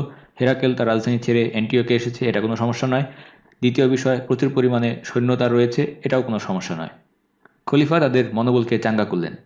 ইয়াজিদ ইবনে আবি সুফিয়ান তিনিও যখন সাহায্যের আবেদন করলেন, আবু বকর চিঠি লিখে জানালেন, তিনি লিখেছেন, আলহামদুলিল্লাহ, আল্লাহর প্রশংসা, রাসূলুল্লাহ সাল্লাল্লাহু আলাইহি ওয়াসাল্লামের নেতৃত্বে আমরা যখন বিজয় পেয়েছিলাম, বিজয় এসেছিল আল্লাহর পক্ষ থেকে। আল্লাহ আমাদেরকে বিজয় দান করেছেন শত্রুদের অন্তরে ভীতি সৃষ্টি করে দেওয়ার মাধ্যমে। আল্লাহ তার নিজের পক্ষ থেকে আমাদেরকে সাহায্য করেছেন। আবু বকর লিখেছেন, তুমি কি মনে করো না তখন যিনি আমাদের রব ছিলেন সেই আল্লাহ আজকের দিনেও আমাদের পালনকর্তা, এবং আমরা যদি তার প্রতি অনুগত থাকি তাহলে তিনি আবারও আমাদেরকে সাহায্য করবেন, তিনি কি আমাদেরকে জয়ী করবেন না? অর্থাৎ আবু বকর বললেন, অতীতে যেই আল্লাহ আমাদেরকে সাহায্য করেছেন সেই আল্লাহ এখনও আমাদের রব এবং ভবিষ্যতেও তিনি আমাদের রব। কাজেই অতীতে যেভাবে তিনি আমাদেরকে সাহায্য করেছেন, বর্তমানেও তিনি আমাদেরকে একইভাবে সাহায্য করবেন। বিজয় আল্লাহর পক্ষ থেকেই আসে। ইয়াজিদ বিন আবি সুফিয়ান সে অনেক পরে মুসলিম হয়েছিল, কাজেই মুসলিমদের প্রথম দিকের যুদ্ধগুলো সেগুলোতে সে মুসলিম বাহিনীর সঙ্গে ছিল না। মুসলিমরা সেই সমস্ত যুদ্ধে, বদর, উহুদ কিংবা প্রত্যেকটি যুদ্ধেই শত্রুদের তুলনায় সংখ্যায় অনেক অনেক অল্প ছিল, কিন্তু এরপরেও আল্লাহ সুবহানাহু ওয়া তাআলা মুসলিমদেরকে বিজয় দান করেছেন। আবু বকর সিদ্দিক সেই ঘটনাগুলোকে স্মরণ করিয়ে দিয়ে ইয়াজিদকে লিখলেন, অতীতে মুসলিমরা অল্প থাকা সত্ত্বেও বিজয় অর্জন করেছিল, কাজেই সংখ্যা নিয়ে চিন্তিত হও না। একটা ছোট দলও অনেক বড় দলের উপর বিজয় লাভ করতে পারে যদি তাদের মধ্যে তাকওয়া থাকে এবং আল্লাহ সুবহানাহু ওয়া তাআলার ভীতি থাকে। এভাবে মানসিকভাবে চাঙ্গা করার পর ইয়াজিদের বাহিনীকেও আবু বকর সিদ্দিক প্রতিশ্রুতি দিলেন তিনি তাদের শক্তি বৃদ্ধি করার যথাসাধ্য চেষ্টা করবেন। আমর ইবনুল আস তার চিঠির জবাবে আবু বকর সিদ্দিক লিখলেন, তুমি আমাকে বিশাল রোমান সৈন্যবাহিনীর কথা লিখেছ, স্মরণ রেখো রাসূলুল্লাহ সাল্লাল্লাহু আলাইহি ওয়াসাল্লামের সময়ে আল্লাহ সুবহানাহু ওয়া তাআলা কখনো সংখ্যা দিয়ে আমাদেরকে বিজয় প্রদান করেননি। আল্লাহ রাসূলের সময়ে এমন যুদ্ধ আমরা করেছি, 2টা ঘোড়া আমরা পালাক্রমে তার পিঠে চড়েছি। উহুদের যুদ্ধে আমাদের একটি মাত্র ঘোড়া ছিল, রাসূলুল্লাহ সাল্লাল্লাহু আলাইহি ওয়াসাল্লাম সেখানে চড়েছিলেন এবং পরে অন্য একজনকে সেটা প্রদান করেছিলেন। কাজেই আল্লাহর উপরে ভরসা করো এবং সকল ধরনের গুনাহের কাজ, পাপ, এটা পরিত্যাগ করো। এগুলো ছিল আবু বকর সিদ্দিকের অমূল্য উপদেশ, যে চিঠিগুলোর মাধ্যমে আবু বকর সিদ্দিক মুসলিম বাহিনীর আমিরদেরকে চাঙ্গা করেছেন, মুসলিমদের মনোবলকে চাঙ্গা করেছেন এবং বিজয়ের মূল নীতিগুলো আবু বকর সিদ্দিক স্পষ্ট করে দিয়েছেন। বিজয় আল্লাহর পক্ষ থেকে আসে, শত্রুদের সংখ্যায় বেশি হওয়া, মুসলিমদের সংখ্যায় কম হওয়া এটা কোনো বিষয় নয়, বরং আল্লাহর উপরে ভরসা করো এবং গুনাহের কাজ পরিত্যাগ করো। অতীতে যে আল্লাহ আমাদেরকে বিজয় দান করেছেন তিনি এখনো আমাদের রব, তিনি এখনো আমাদেরকে সাহায্য করবেন। কাজেই সংখ্যার উপরে নির্ভর না করে আবু বকর সিদ্দিক তাদেরকে উৎসাহিত করেছেন আল্লাহর উপর ভরসা করতে, আল্লাহর উপর তাওয়াক্কুল করতে। কিন্তু এরপরেও আবু বকর সিদ্দিকের যেটা করণীয়, আমির হিসেবে, খলিফা হিসেবে তার করণীয় হচ্ছে মুসলিম বাহিনীর শক্তি বৃদ্ধি করা। তিনি এই বাস্তবতা বুঝতে পেরেছিলেন এবং প্রত্যেকটি বাহিনীকে তিনি ওয়াদা করেছেন তাদেরকে তিনি শক্তি বৃদ্ধি করার চেষ্টা করবেন। কিন্তু কিভাবে তিনি সেটা করবেন? তার অতিরিক্ত সৈন্যবাহিনী কোথায়? কারণ দুইটি সাম্রাজ্যের বিরুদ্ধে একই সময়ে যখন তিনি যুদ্ধ পরিচালনা করছেন, অবশিষ্ট কোনো ফোর্স তার হাতে নেই। কাজেই উপায় একটাই, সেটা হচ্ছে ইরাক সীমান্তে যারা যুদ্ধ করছে তাদের একটি অংশকে সেখান থেকে নিয়ে এসে রোমান সাম্রাজ্যের বিরুদ্ধে মোতায়েন করা। আবু বকর সিদ্দিক সেই কাজটি করেছেন। তিনি খালিদ বিন ওয়ালিদকে বললেন, চিঠি পাঠিয়ে জানালেন ইরাকের সৈন্যদেরকে বিভক্ত করতে এবং অর্ধেক নিয়ে এসে শামের মুসলিমদেরকে সহযোগিতা করার জন্য, সেখানে গিয়ে তাদের শক্তি বৃদ্ধি করার জন্য। স্বাভাবিকভাবে এটা করার মাধ্যমে ইরাকে মুসলিম বাহিনীর শক্তি অর্ধেক কমে এসেছিল, কিন্তু আবু বকর সিদ্দিক তিনি বুঝতে পেরেছিলেন যে এই ঝুঁকি নেওয়া ছাড়া তার সামনে এখন আর কোনো পথ খোলা নেই। আগের আলোচনায় আমরা উল্লেখ করেছি যে খালিদ বিন ওয়ালিদ এবং মুসান্না বিন হারিস আশ-শাইবানী তাদের নেতৃত্বে কিভাবে সেখানে বাহিনীকে বিভক্ত করা হয়েছিল এবং খালিদ বিন ওয়ালিদ সেই দিক থেকে শামের দিকে রওনা হয়েছিলেন। খালিদ বিন ওয়ালিদ কিভাবে শামে গিয়ে উপস্থিত হয়েছিলেন সেই অংশটুকু আমরা বর্ণনা করে নিই। এখন ইনশাআল্লাহ তাআলা আমরা সেটা দেখার চেষ্টা করব। খালিদ আবু বকরের কাছ থেকে চিঠি লাভ করলেন, তাকে নির্দেশ দেওয়া হচ্ছে শামে গিয়ে মুসলিম বাহিনীর অধিনায়কত্ব গ্রহণ করার জন্য এবং সেখানে গিয়ে মুসলিমদেরকে সাহায্য করার জন্য। এটা সেই সময়ের ঘটনা যখন খালিদ বিন ওয়ালিদ গোপনে হজ করেছিলেন এবং পরবর্তীতে আবু বকর সিদ্দিক তাকে এর জন্য তিরস্কারও করেছিলেন। সেই ঘটনায় খালিদ বিন ওয়ালিদ বাহিনীর আমির থাকা অবস্থায় বাহিনীকে ফেলে রেখে গোপনে হজ করেছিলেন এবং পরে আবার বাহিনীর সঙ্গে একত্রিত হয়েছিলেন। কাউকে কিছু না জানিয়ে তিনি এই ঝুঁকি গ্রহণ করেছিলেন। সেই ঘটনার কারণে আবু বকর সিদ্দিক খালিদ বিন ওয়ালিদকে তিরস্কার করেছিলেন এবং বলেছিলেন, ভবিষ্যতে আর কখনো এই ধরনের কাজ তুমি করো না, কারণ তুমি যেভাবে শত্রুদেরকে ক্ষতিগ্রস্ত করতে পারো এবং মুসলিমদের উদ্ধার করতে পারো, দ্বিতীয় কোনো ব্যক্তি এটা করতে সক্ষম নয়। কিন্তু আবু বকর সিদ্দিক যদি জানতেন যে খালিদ বিন ওয়ালিদ আবারও এমন একটি ঘটনা ঘটাবেন যেটা শুধুমাত্র তার নিজের ব্যক্তিগত নিরাপত্তার সঙ্গে সংশ্লিষ্ট নয়, বরং সম্পূর্ণ বাহিনীকে তিনি নিশ্চিহ্ন করার ঝুঁকির সম্মুখীন করবেন, আল্লাহ আলম, আল্লাহ সুবহানাহু ওয়া তাআলা ভালো জানেন আবু বকর সিদ্দিকের কি রিয়াকশন হতো। খালিদ বিন ওয়ালিদ এমন একটি অভিযাত্রা করার সিদ্ধান্ত নিলেন, এমন একটি পথ ধরে ইরাক থেকে তিনি শামে গিয়ে উপস্থিত হবেন বলে সিদ্ধান্ত গ্রহণ করলেন, যে পথে অতীতে কোনো বাহিনী অতিক্রম করেনি। একজন একাকী ব্যক্তিও যদি সেই পথ চলত, মৃত্যুর ঝুঁকি তাকে তাড়া করত। অপরদিকে যখন একটি যুদ্ধের বাহিনী তারা পথ চলতে শুরু করে, তাদের সঙ্গে যুদ্ধের অস্ত্র থাকে, নানা রকমের রসদ থাকে, একটি সম্পূর্ণ কাফেলা, তাদের পথ চলার গতি আরও মন্থর হয়ে আসে। সেই ক্ষেত্রে ঝুঁকি আরও বহুগুণে বেড়ে যায়। কিন্তু আল্লাহ সুবহানাহু ওয়া তাআলার উপরে যার অগাধ বিশ্বাস, দৃঢ় ঈমান এবং ইয়াকিন যার অন্তরে রয়েছে, তিনি কেন এই সমস্ত বিষয়ে ভয় পাবেন? বরং আল্লাহর উপর ভরসা করে দুঃসাহসিক অভিযান এটা করাই খালিদ বিন ওয়ালিদের কাজ। খালিদ বিন ওয়ালিদ চিঠি পাওয়ার পর দ্রুত শামে যাওয়ার গুরুত্ব বুঝতে পারলেন। তার হাতে নষ্ট করার মতো এক মুহূর্তও সময় নেই, কারণ এত বিরাট সংখ্যায় রোমান বাহিনী দ্রুত বেগে মুসলিমদের উপর হামলে করবে এবং তাদেরকে নিশ্চিহ্ন করার চেষ্টা করবে। কাজেই খালিদ যত দেরি করবেন এটা মুসলিমদের তত ক্ষতির কারণ হবে।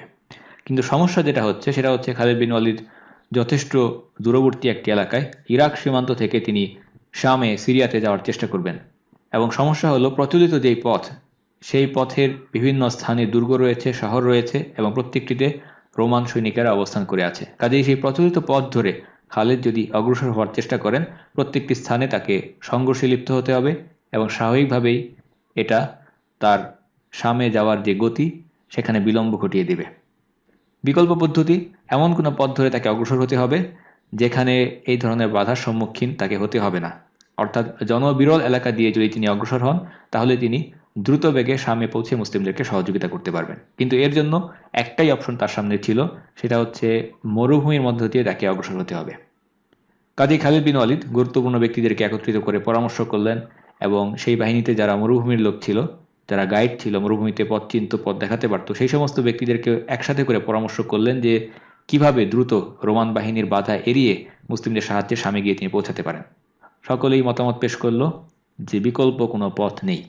গতানুগতিক যে পথ, সেই পথ ধরে এগোতে হবে, কিন্তু বাস্তবে সেটা তাদের অনেক দেরি করিয়ে দিবে। অপরদিকে একটি পথ রয়েছে, সেটা সোজা মরুভূমির মধ্যে দিয়ে, কিন্তু এই পথটি খুবই মারাত্মক। বাহিনীতে উপস্থিত একজন গাইড রাফে বিন উমায়ের, তিনি খালিদকে সেই পথের সন্ধান দেওয়ার পরে সতর্ক করে দিয়ে বলে দেন যে একটি সৈন্যবাহিনীর জন্য এই পথে যাওয়া কখনোই ঠিক হবে না। এমনকি যদি একজন একাকী পথিকও ভ্রমণ করতে চান, তার জন্য এই পথটি মারাত্মক ঝুঁকিপূর্ণ। নিজের জীবনের ঝুঁকি নিয়ে সেই একাকী পথিককে সেই পথ অতিক্রম করতে হবে। এবং এই পথে এমন সব অঞ্চল রয়েছে যেখানে এক ফোঁটা পানি ছাড়া শুকনো মরুভূমির উপর দিয়ে, উত্তপ্ত মরুভূমির উপর দিয়ে ক্রমাগত 5 দিন কষ্টকর পথ তাকে চলতে হবে। একদিকে পানির স্বল্পতা, অপরদিকে মরুভূমিতে পথ হারিয়ে মৃত্যুর ঝুঁকি। সুতরাং খালিদ বিন ওয়ালিদের সামনে উপস্থাপন করা হলো যে বিকল্প পথটি রয়েছে, কোনো বাহিনী, যুদ্ধের বাহিনী কখনো সেই পথ অতিক্রম করে যায়নি। অতীতে এমন দৃষ্টান্ত কখনো নেই। পারস্য সাম্রাজ্য এই অঞ্চল দখলে রেখেছিল, তারাও কখনো এই ভূমি অতিক্রম করেনি। রোমান সাম্রাজ্য শতাব্দী ধরে তারা এখানে আছে, তারাও কখনো এই অঞ্চল অতিক্রম করেনি। খালিদ বিন ওয়ালিদ সব বিষয় জানার পর বললেন, যদি এটাই একমাত্র পথ হয়, আমরা এই পথ ধরেই যাব। তিনি তাদেরকে জিজ্ঞাসা করলেন যে পথ দেখিয়ে নিয়ে যাওয়ার মতো কোনো ব্যক্তি তাদের মধ্যে আছে কিনা। কোনো গাইড, কোনো পথ প্রদর্শক এই দায়িত্ব নিতে রাজি হচ্ছিল না। শেষ পর্যন্ত রাফে বিন উমায়ের নামক একজন গাইড, সে কিছুটা রাজি হলো, কিন্তু সেও বারবার স্মরণ করিয়ে দিচ্ছিল যে এই পথটি অত্যন্ত মারাত্মক এবং যুদ্ধের বাহিনীর জন্য কখনোই এটা উপযুক্ত পথ নয়। অতীতে কখনো কোনো বাহিনী এই পথ অতিক্রম করে যায়নি। খালিদ বিন ওয়ালিদ একজন দুঃসাহসী এবং নির্ভীক ব্যক্তিত্ব ছিলেন। তিনি যে কোনো ধরনের ঝুঁকি গ্রহণ করতে ইচ্ছুক ছিলেন। খালিদ বিন ওয়ালিদ তিনি জবাব দিয়ে বললেন, একজন মুসলিমের কোনো কিছুতেই ভয় পাওয়া উচিত নয় যতক্ষণ পর্যন্ত আল্লাহ পাকের সাহায্যের ওয়াদা রয়েছে। খালিদ বললেন, তোমরা উদ্যম হারাবে না, মনে রাখবে তোমরা তোমাদের যোগ্যতা অনুসারে আল্লাহর সাহায্য লাভ করবে। যতক্ষণ পর্যন্ত আল্লাহর সাহায্যের ওয়াদা রয়েছে ততক্ষণ পর্যন্ত মুসলিমদের কোনো কিছুতেই ভয় করা উচিত নয়। কাজে খালিদ বিন ওয়ালিদ রাদিয়াল্লাহু আনহু এমন একটি অপশন বেছে নিলেন, ডু অর ডাই অপশন। হয় তারা ঝুঁকি নিয়ে কষ্ট স্বীকার করে এই পথ পাড়ি দিয়ে গন্তব্যে পৌঁছাতে পারবেন, অথবা সম্পূর্ণ বাহিনী মরুভূমিতে পথ হারিয়ে পানির তৃষ্ণায় মৃত্যুবরণ করবে। এবং এটা শুধুমাত্র খালিদের বাহিনীর বিপদের কারণ হবে না, খালিদকে যে দায়িত্ব দেওয়া হয়েছে শামে গিয়ে মুসলিম বাহিনীকে সাহায্য করা, বিপদ থেকে উদ্ধার করা, তারাও এর ক্ষতিতে আক্রান্ত হবেন। কিন্তু খালিদ বিন ওয়ালিদ ভয় পাওয়ার ব্যক্তি ছিলেন না, আল্লাহর সাহায্যের উপরে তার ইয়াকিন ছিল। ইরাকের অঞ্চলের ঘটনায় আমরা উল্লেখ করেছিলাম কিভাবে আল্লাহর উপর ভরসা করে তিনি বিষ পান করেছিলেন এবং সেই বিষ তার কোনো ক্ষতি করতে পারেনি। কাজে এরকম একজন ব্যক্তি যখন কোনো একটি বাহিনীর আমির হিসেবে থাকে, সেই ব্যক্তির ভেতরে থাকা বিশ্বাস এটা সকল অনুসারীদের মধ্যেও ছড়িয়ে পড়ে। খালিদ বিন ওয়ালিদ তার দৃঢ় ঈমান এবং ইয়াকিন সমস্ত মুসলিম বাহিনীর মধ্যে ছড়িয়ে দিলেন। তাদেরকে এই কথার উপরে রাজি করিয়ে ফেললেন, যতক্ষণ পর্যন্ত আল্লাহর সাহায্যের আশ্বাস রয়েছে ততক্ষণ পর্যন্ত মুসলিমদের কোনো কিছুতেই ভয় করা উচিত নয়। এই কথার ফলাফল মুহূর্তের মধ্যে পাওয়া গেল। উপস্থিত লোকেরা রাজি হয়ে গেল, আমরা আপনার সঙ্গে একমত, আমরা এই পথ পাড়ি দেব। দায়িত্বপ্রাপ্ত গাইড রাফে বিন উমায়ের, সে বলল, যদি আমাদেরকে এই পথ অতিক্রম করতেই হয় তাহলে আমাকে 20টি শক্তিশালী উট প্রদান করুন এবং তাদেরকে পানি পান করা থেকে বিরত রাখুন। যখন এই উটগুলো মারাত্মক তৃষ্ণার্ত হয়ে উঠবে তখন তাদেরকে পরিপূর্ণভাবে পানি পান করার সুযোগ দিন, তাহলে তারা পরিপূর্ণভাবে পানি পান করবে। খালিদ বিন ওয়ালিদ তার গাইড রাফে তার এই পরামর্শ গ্রহণ করলেন। উটগুলোকে তিনি প্রচুর পরিমাণে পানি পান করালেন এবং উটগুলোর ঠোঁট কেটে সেখানে মুখোশ পরিয়ে দিলেন। এবং খালিদ বিন ওয়ালিদ আরও নিশ্চিত করলেন বাহিনীর প্রত্যেক সৈন্য যেন অন্তত পক্ষে 5 দিন টিকে থাকার মতো যথেষ্ট পরিমাণ পানি তার সাথে বহন করে। এভাবে বাহিনীকে প্রস্তুত করে খালিদ যাত্রা শুরু করলেন। তিনি বিসমিল্লাহ বলে, আল্লাহর নামে শুরু, এই কথা বলে যাত্রা শুরু করলেন। কারাকির থেকে যাত্রা শুরু করলেন, গন্তব্য হচ্ছে সুয়া। সম্পূর্ণ পথ মরুভূমির মধ্য দিয়ে তাদেরকে যেতে হবে, যেখানে কোনো না আছে আশ্রয় গ্রহণ করার স্থান, না আছে কোনো প্রচলিত বিশ্রামের স্থান, না আছে কোনো পথঘাট। ক্রমাগত 5 দিন শুকনো মরুভূমির উপর দিয়ে তাদেরকে পথ চলতে হবে, যেখানে কোনো মানুষের সাক্ষাৎ নেই, পানির উৎস নেই, খাবারের উৎস নেই। যদি কোনোভাবে তারা কারাকির থেকে সোয়া পর্যন্ত পৌঁছাতে পারেন তাহলে বাকি রাস্তা খুব দ্রুতই তারা পৌঁছাতে পারবেন, সেখানে বসতি আছে এবং সেই পথ নিরাপদ। খালিদ বিন ওয়ালিদ তাদের সর্বোচ্চ চেষ্টা ব্যয় করে পথ চলতে শুরু করলেন এবং তারা দিনে এবং রাতে উভয় সময়ে সফর করে দূরত্বকে কাভার করার চেষ্টা করছিলেন। তাদের সাথে 5 দিন টিকে থাকার মতো পানি ছিল। কঠিন মরুভূমির মধ্য দিয়ে উত্তপ্ত মরুর বুকে দিনে রাতে ক্রমাগত যাত্রা অব্যাহত রেখে 5 দিন পর এমন একটি অবস্থায় এসে উপনীত হলেন যখন তাদের কাছে আর 1 ফোঁটাও পানি নেই। সেই অবস্থায় বাধ্য হয়ে তাদের সাথে থাকা উটগুলোকে তারা হত্যা করলেন। উটের উদর তীরে যে পানি পাওয়া গেল সেগুলো গ্রহণ করলেন তারা। সেই পানি দিয়ে সৈন্য এবং ঘোড়াগুলোর তৃষ্ণা তারা মেটালেন। যে গাইডের দায়িত্ব পালন করছিল সে যে পথে নিয়ে এসেছিল মুসলিম বাহিনীকে, সে আশ্বাস দিয়েছিল খালিদ বিন ওয়ালিদকে যে এই অঞ্চলে 5 দিন যদি আমরা ক্রমাগত পথ চলতে পারি তাহলে আসার পর এখানে আমরা পানির কিছু সন্ধান পাব। কিন্তু মুসলিম বাহিনী সেখানে আসার পর এক মহা বিপদের সম্মুখীন হলো।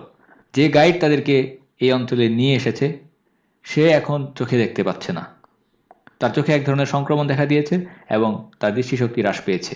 মরুভূমির উত্তপ্ত বালুতে সূর্যের আলো বিকিরণের কারণে অনেক সময় দৃষ্টিশক্তি হ্রাস পায় এবং এটা সেরে যেতে বেশ সময় লাগে। রাফে বিন উমাইর এরকম একটি চোখের সংক্রমণে আক্রান্ত হয়েছিল। রাফে লোকেদেরকে 2টি পাহাড় সন্ধান করতে বলল, তারা খুঁজে সেই রকম 2টি পাহাড় পেল।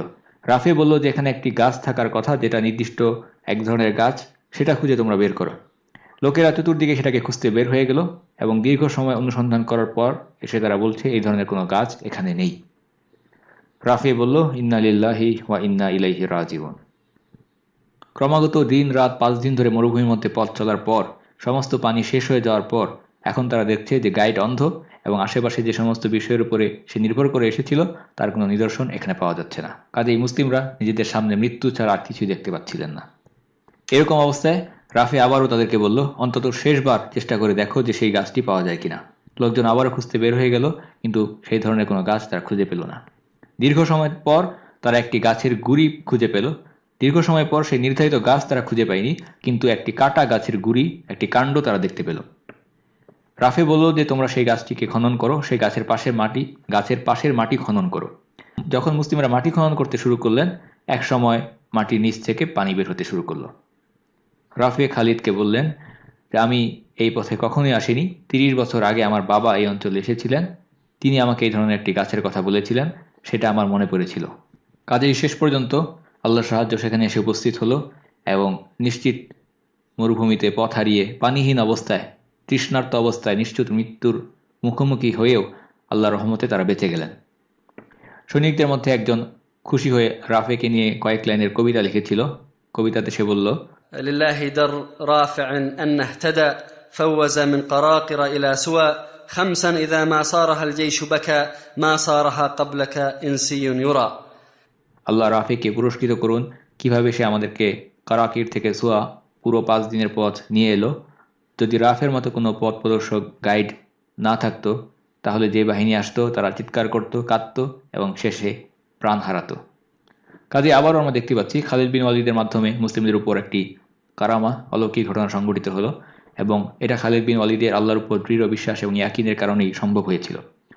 রোমানদের জন্য খালিদ বাহিনীর আগমন এটা অপ্রত্যাশিত একটি বিষয় ছিল, কারণ প্রচলিত যেই পথ সেখানে মুসলিম বাহিনীর আগমনের কোনো চিহ্নই তারা দেখেনি।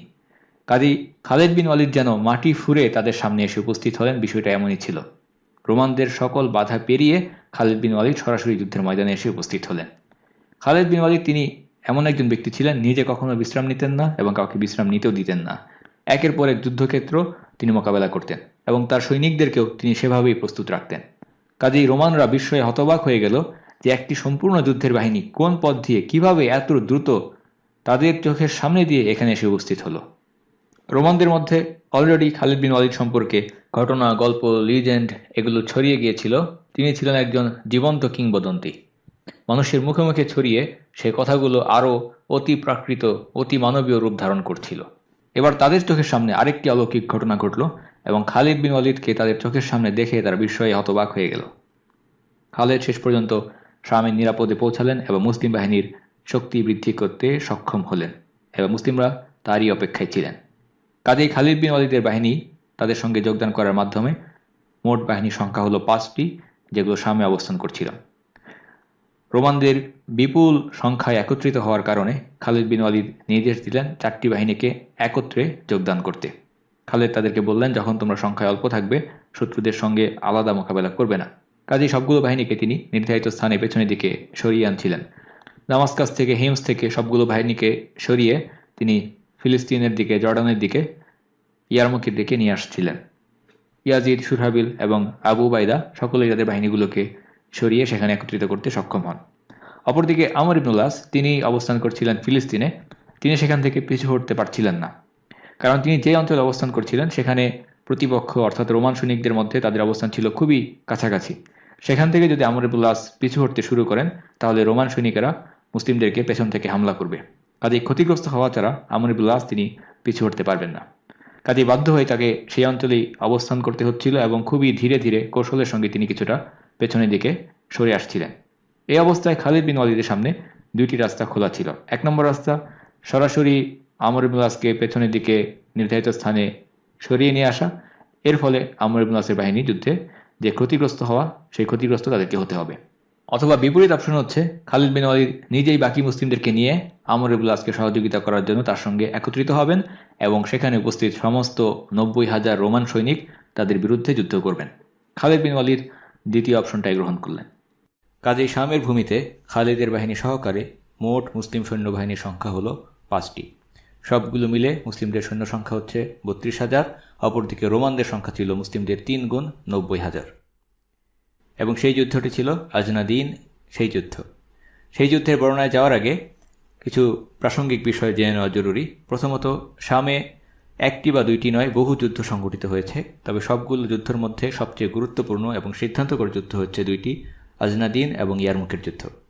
বাকি অভিযানগুলোর মধ্যে গুরুত্বপূর্ণ হচ্ছে দামাস্কাসের বিজয় অভিযান এবং সবচেয়ে গুরুত্বপূর্ণ যে বিষয় সেটা হচ্ছে জেরুজালেম মুক্ত করা, জেরুজালেমের চাবি ওমর রাদিয়াল্লাহু হাতে হস্তান্তর করা।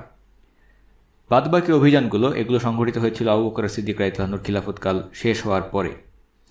সময় স্বল্পতার কারণে কিংবা অডিও আলোচনার যে ধরন, সেই ধরন বা বৈশিষ্ট্যের সঙ্গে সামঞ্জস্যপূর্ণ না হওয়ার কারণে সকল যুদ্ধের বর্ণনা দেওয়া এটা সম্ভব নয়। কাজেই আমরা শুধুমাত্র বড় এবং প্রধান দুইটি যুদ্ধ, যে দুইটি হচ্ছে মূলত সিদ্ধান্তকর যুদ্ধ, ডু অর ডাই এই ধরনের যুদ্ধ, আজনাদিন এবং ইয়ারমুক, তার উপরে আমাদের আলোচনা সীমাবদ্ধ রাখব।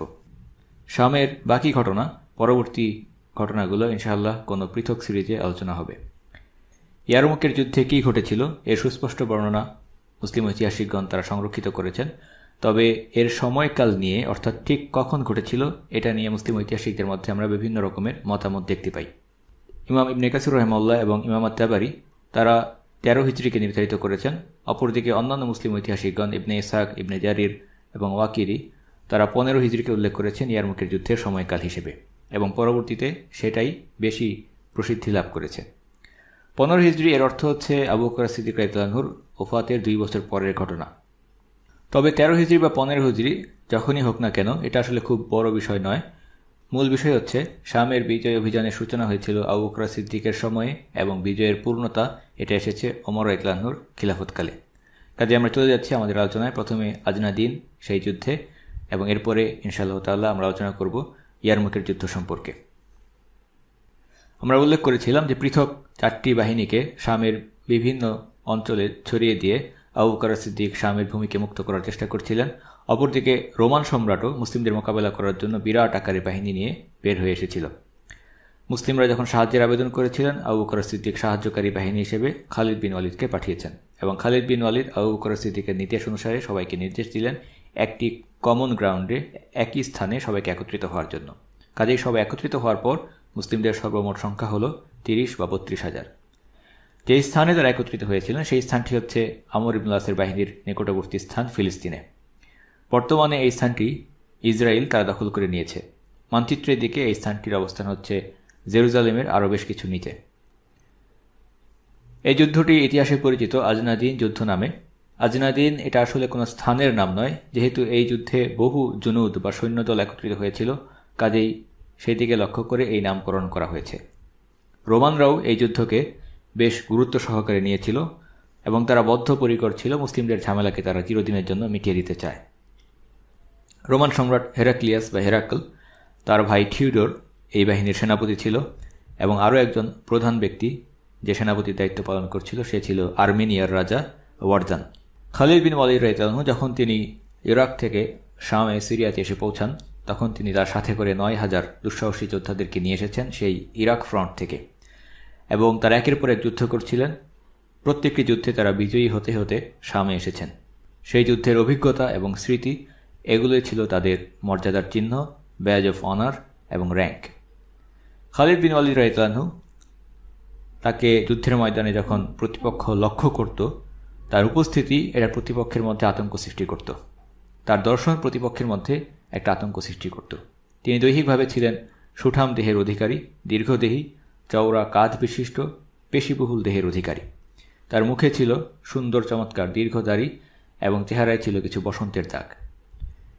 খালিদ বিন ওয়ালিদ শামে যখন উপস্থিত হয়েছিলেন তখন তিনি মুসাইলামার বিরুদ্ধে যুদ্ধে যখন তিনি মুসাইলামাকে পরাজিত করলেন, মুসাইলামাকে হত্যা করা হয়েছিল, মুসাইলামার একটি শিকলের বর্ম ছিল, সেই বর্ম পরিধান করে তিনি শামের অভিযান শুরু করেছেন এবং সেখানে তিনি মুসাইলামার যে তরবারি ছিল সেই তরবারিটিকে ব্যবহার করছিলেন। এগুলো ছিল যেন মুসলিমদের জন্য সেই ইয়ামামার যুদ্ধ বিজয়ের এক ধরনের ট্রফির মতো।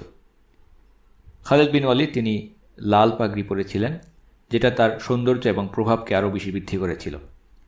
তিনি হাতে বহন করতেন রাসূলুল্লাহ সাল্লাল্লাহু আলাইহি ওয়াসাল্লামের ব্যবহৃত একটি যুদ্ধের পতাকা, কালো রঙের, যেই পতাকাটির নাম ছিল ঈগল।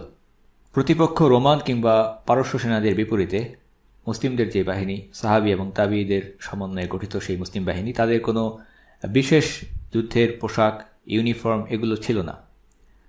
রোমান সেনারা যেখানে যুদ্ধ করতে আসতো যুদ্ধের বিশেষ পোশাক পরে, যুদ্ধের বুট পরে, সেখানে মুসলিমরা যুদ্ধ করেছেন সাধারণ স্যান্ডেল পরে।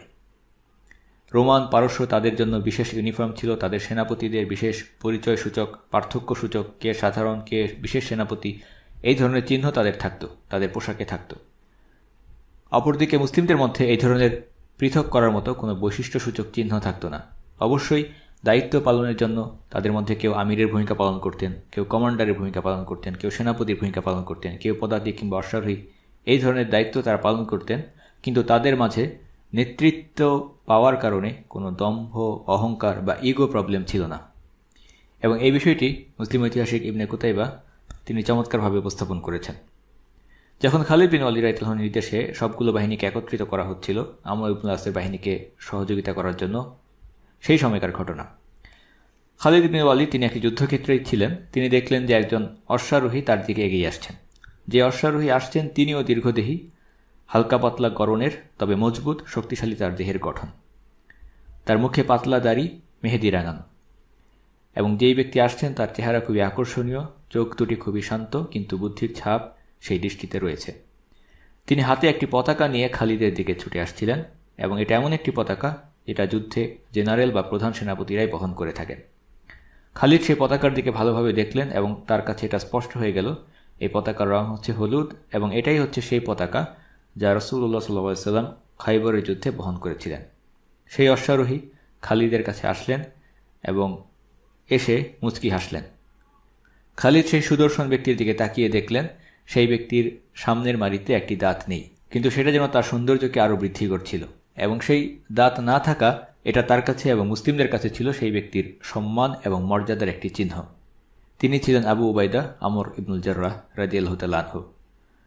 উহুদের যুদ্ধে রাসূলুল্লাহ সাল্লাল্লাহু আলাইহি ওয়াসাল্লামের মাথায় যখন লোহার হেলমেট বিদ্ধ হয়েছিল, সেটাকে খোলার জন্য, টেনে তোলার জন্য তিনি তার মুখে দাঁত দিয়ে টেনে সেটাকে খুলছিলেন এবং এত মারাত্মক ছিল সেই আঘাতটি যে সেই হেলমেট খুলতে গিয়ে আবু উবাইদা তার নিজের দাঁত বিসর্জন করেছেন। তিনি হাসি মুখে খালিদ বিন ওয়ালিদের কাছে আসলেন এবং তাকে শামে প্রধান কমান্ডারের দায়িত্ব বুঝিয়ে দিলেন। খালিদ বিন ওয়ালিদকে তিনি সম্বোধন করে বললেন, ও হে আবু সুলাইমান, আমি আপনাকে আমার উপরে কমান্ডার নিয়োগ করে প্রেরিত যে খলিফার পত্র সেটাকে আনন্দের সঙ্গে গ্রহণ করেছি। আমার অন্তরে কোনো কষ্ট নেই, কারণ আমি জানি আপনার সামরিক দক্ষতা সম্পর্কে। খালিদ বিন ওয়ালিদ তিনিও জবাব দিয়ে বললেন যে খলিফার আদেশ মান্য করা কর্তব্য না হলে আমিও কখনো আপনার উপরে কমান্ড গ্রহণ করতাম না। ইসলামী দৃষ্টিতে আপনার মর্যাদা আমার থেকে অনেক বেশি। রাসূলুল্লাহ সাল্লাল্লাহু আলাইহি ওয়াসাল্লাম আপনাকে এই উম্মতের আমিন বা বিশ্বস্ত ব্যক্তি হিসেবে আখ্যায়িত করেছেন। কাজেই খুব স্বাভাবিকভাবে আনন্দময় বাক্য বিনিময়ের মাধ্যমেই পরস্পর তারা কমান্ড হস্তান্তর করলেন। এটাই ছিল মুসলিমদের এবং মুসলিম সেনাপতিদের পারস্পরিক বোঝাপড়া। আজকে যে আমির হিসেবে যুদ্ধ করছে, আগামীকালকে সে সাধারণ সৈনিক হতেও কোনো আপত্তি নেই, কারণ তার কোনো ব্যক্তিগত কারণে যুদ্ধ করছেন না, তার যুদ্ধ করছেন আল্লাহর জন্য, আল্লাহর দ্বীনের জন্য, ইসলামের জন্য। মুসলিমদের সেই বাহিনী এতটাই সাধারণ ছিল রোমান বা পারস্যদের বিপরীতে, সেটাকে দেখতে যুদ্ধের বাহিনীর থেকে একটি সাধারণ কাফেলার সঙ্গেই বেশি মিল রাখত। অথচ এই সমস্ত সাধারণ সাজ সরঞ্জামে সজ্জিত ব্যক্তিরাই ইতিহাসের সকল হিসাব নিকাশকে পাল্টে দিয়েছেন। আবু উবাইদা রাদিয়াল্লাহু আনহু তিনি যখন হিমস ছেড়ে সেই বাহিনীগুলোর সঙ্গে একত্রিত হচ্ছিলেন, সেই সময় একটি অসাধারণ ঘটনা ইতিহাসে সংরক্ষিত আছে। মুসলিমরা যখন হিমসে গিয়েছিলেন, সেখানে তারা হিমস বিজয় করেছিলেন। সিরিয়াতে একটি বড় শহর হিমস, সেখানে বিজয় হয়েছিল এবং সেই অঞ্চলের বাসিন্দারা আবু উবাইদা ইবনুল জাররাহ মুসলিমদের কর্তৃত্ব মেনে নিয়ে জিজিয়া প্রদান করে অমুসলিম হিসেবে বসবাস করছিল। আবু উবাইদা যখন তাদেরকে ছেড়ে দিয়ে তিনি ফিলিস্তিনে চলে আসছিলেন, যেহেতু তিনি আর তাদের উপরে এখন থাকবেন না, তাদেরকে নিরাপত্তা দিতে তিনি আর সক্ষম নয়, কাজেই তাদের কাছ থেকে সংগৃহীত সেই জিজিয়া কর এটা তিনি ফেরত দিচ্ছিলেন। আবু উবাইদা বললেন, যেহেতু তোমরা আর আমাদের নিরাপত্তার অধীনে নেই, আমরা তোমাদেরকে নিরাপত্তা দিতে আর সক্ষম নই, কাজেই তোমাদের কাছ থেকে সংগৃহীত কর এটা ফেরত দেওয়া হচ্ছে। এখন থেকে তোমাদের নিরাপত্তার দায়িত্ব তোমাদের নিজেদের। সেই খ্রিস্টান নাগরিকেরা যারা রোমান শাসনের অধীনে ছিল, পরবর্তীতে তারা মুসলিম শাসনের অধীনে আসলো এবং তারা খ্রিস্টান হিসেবেই বসবাস করছিল, তারা আবু উবাইদার এই প্রস্তাবে যে জবাব দিয়েছিল সেটা অসাধারণ একটি দৃষ্টান্ত ইতিহাসে আমাদের সামনে তুলে ধরে। তারা জবাব দিয়ে বলেছিলেন, আমরা যে ধরনের দমন নীতি এবং নিষ্ঠুরতার মধ্যে বসবাস করি তার তুলনায় তার বিপরীতে আপনাদের শাসন এবং ন্যায় নীতি আমাদের কাছে অনেক অনেক প্রিয়। কিন্তু এরপরেও আবু উবাইদা ইবনুল জাররাহ তিনি তাদের কাছ থেকে সংগৃহীত সমস্ত কর ফেরত দান করেন এবং এটি একটি বিরল দৃষ্টান্ত ইতিহাসে, যার দ্বিতীয় কোনো নমুনা কোথাও খুঁজে পাওয়া যায় না। একটি বিজয়ী শক্তি চুক্তির শর্তকে রক্ষা করে যারা পরাজিত তাদের কাছ থেকে সংগৃহীত কর তাদের কাছে স্বেচ্ছায় ফেরত দিচ্ছে। এটাই হচ্ছে ইসলামের সৌন্দর্য, ন্যায়পরায়ণতার একটি দৃষ্টান্ত। এবং সেই জনগণ তারা নিজেরাই সাক্ষ্য দিয়েছে যে রোমানদের অধীনে আমরা যে ধরনের নিষ্ঠুরতা এবং জুলুম নীতির মধ্যে বসবাস করতাম তার বিপরীতে মুসলিমদের শাসন এবং ন্যায়নীতি আমাদের কাছে অনেক প্রিয়, অনেক পছন্দনীয়। এবং ইতিহাস থেকে আমরা দেখতে পাই শুধুমাত্র শামের ভূমিতে নয়, যেখানেই মুসলিমরা বিজয়ী শক্তি হিসেবে গিয়েছেন কখনোই সেই অঞ্চলের স্থানীয় মানুষেরা মুসলিমদেরকে কোনো দখলদার শক্তি হিসেবে তারা দেখেননি, অন্যান্য রাজা বাদশাদের মতো হানাদার শক্তি হিসেবে তাদেরকে দেখেননি। বরং তারা জানতেন মুসলিমদের এই বাহিনী এসেছে সত্য এবং ন্যায়কে প্রতিষ্ঠা করার জন্য, এরা হচ্ছে একটি মুক্তিদাতা বাহিনী, সেটা হোক শামের ভূমিতে কিংবা ইরাকে অথবা সিন্ধু কিংবা স্পেনে।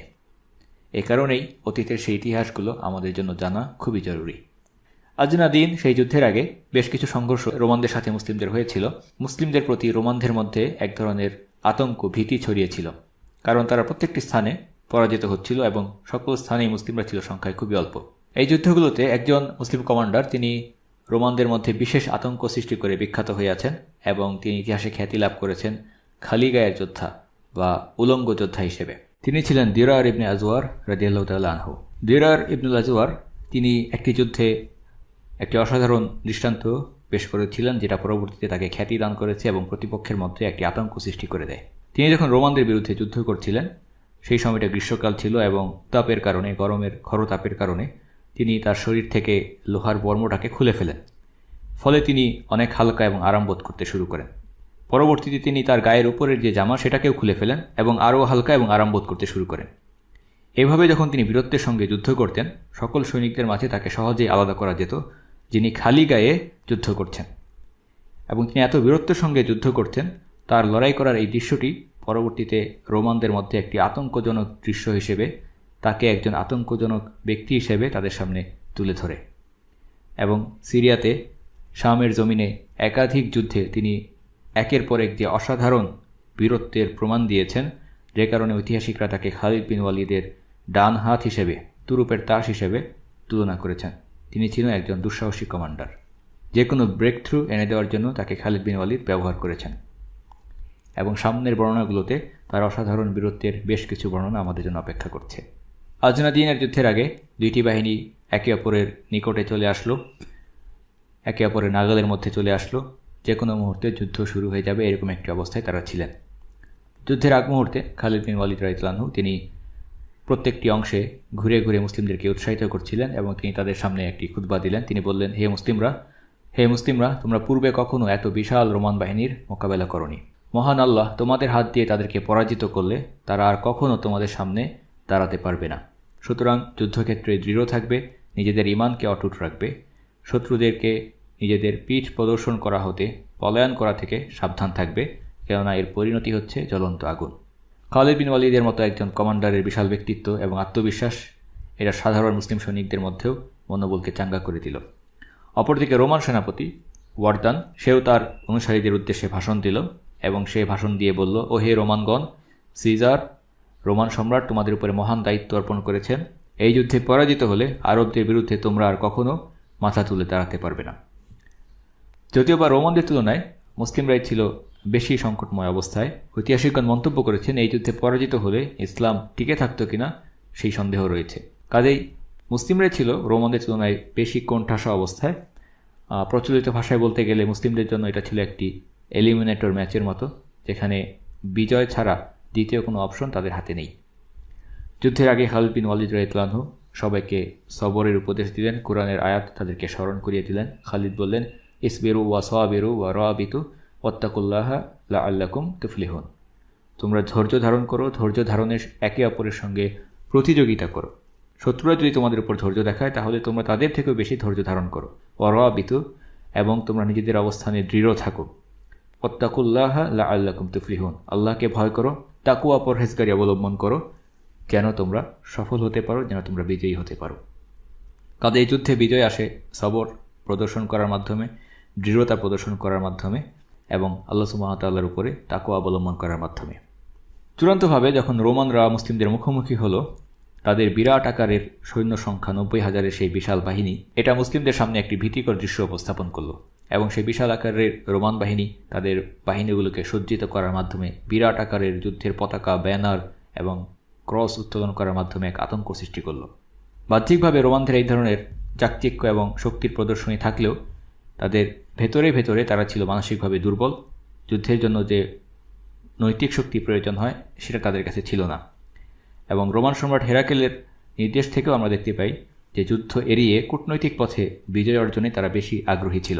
হেরাকেল তার কমান্ডারদেরকে এই ধরনের নির্দেশনাও দিয়ে রেখেছিল যে যদি কোনোভাবে মুসলিমদেরকে রাজি খুশি করিয়ে আবার সেই বিস্তৃত আরবের ভূমিতে, মরুভূমিতে তাদেরকে ফেরত পাঠিয়ে দেওয়া যায় তাহলে সেটাই তোমাদের জন্য উত্তম, এবং সেই ধরনের করার নির্দেশ সুযোগ সে সেনাপতিদের সামনে রেখেছিল। কাজেই রোমানদের পক্ষ থেকে আরও একবার একজন ব্যক্তি, যুদ্ধের আগে তারা শেষ মুহূর্তেও একবার শেষ চেষ্টা করে দেখতে চাইল, তারা একজন খ্রিস্টান পুরোহিতকে পাঠালো মুসলিমদের সঙ্গে আলোচনা করার জন্য। খ্রিস্টান পুরোহিত সে আশা করেছিল যেহেতু সে একজন ধর্মীয় ব্যক্তিত্ব, মুসলিমদের মধ্য থেকেও হয়তো বা এই ধরনের কোনো একজন পুরোহিত বা ইমাম তার সঙ্গে আলোচনা করার জন্য, দেন দরবার করার জন্য আসবেন। সেই কালো টুপি পরা অবস্থায়, কালো হ্যাট পরা অবস্থায় সে সামনে এসে মুসলিমদেরকে আহ্বান জানালো যে তোমাদের মধ্যে কে আছে যে আমার সঙ্গে আলোচনা করতে পারে। পুরোহিতের বিপরীতে যিনি আলোচনা করার জন্য এগিয়ে গেলেন তিনি একই সঙ্গে মুসলিম বাহিনীর সেনাপতি এবং একই সঙ্গে মুসলিম বাহিনীর ইমাম, তিনি হচ্ছেন খালিদ বিন ওয়ালিদ রাদিয়াল্লাহু আনহু। পুরোহিত তাকে দেখে জিজ্ঞাসা করলেন, তুমি কি এই বাহিনীর কমান্ডার? তুমি কি সেনাপতি? খালিদ বললেন, যতক্ষণ পর্যন্ত আমি আল্লাহর আনুগত্য করব এবং রাসূলের নির্দেশ মেনে চলব ততক্ষণ পর্যন্ত লোকেরা আমাকেই নেতা হিসেবে মানবে, এবং যদি আমি বিচ্যুত হয়ে যাই তাহলে আমার কোনো আদেশ তাদের উপর কার্যকর থাকবে না। খালিদ বিন ওয়ালিদের এই বক্তব্য খ্রিস্টান পুরোহিতের মধ্যে ভাবনা সৃষ্টি করল, যেন সে তার নিজের বাহিনী, রোমান বাহিনীর কমান্ডার এবং বিপরীতে মুসলিমদের কমান্ডারকে পাশাপাশি রেখে দেখার চেষ্টা করছিল, যেখানে মুসলিমদের শ্রেষ্ঠত্ব স্পষ্টভাবে ফুটে উঠেছিল। কাজেই বিশপ যদিও সে দেন দরবার করতে এসেছে, অথচ তার মুখ ফুটে এই সত্য বের হয়ে গেল, সে বলে ফেলল যে এই সমস্ত কারণেই তোমরা আমাদের উপরে বিজয় লাভ করো। সুতরাং মুসলিমরা বিজয় লাভ করে ন্যায় এবং সমতার মাধ্যমে। খ্রিস্টান পুরোহিত বলল, এই কারণেই তোমরা আমাদের উপরে বিজয় লাভ করো।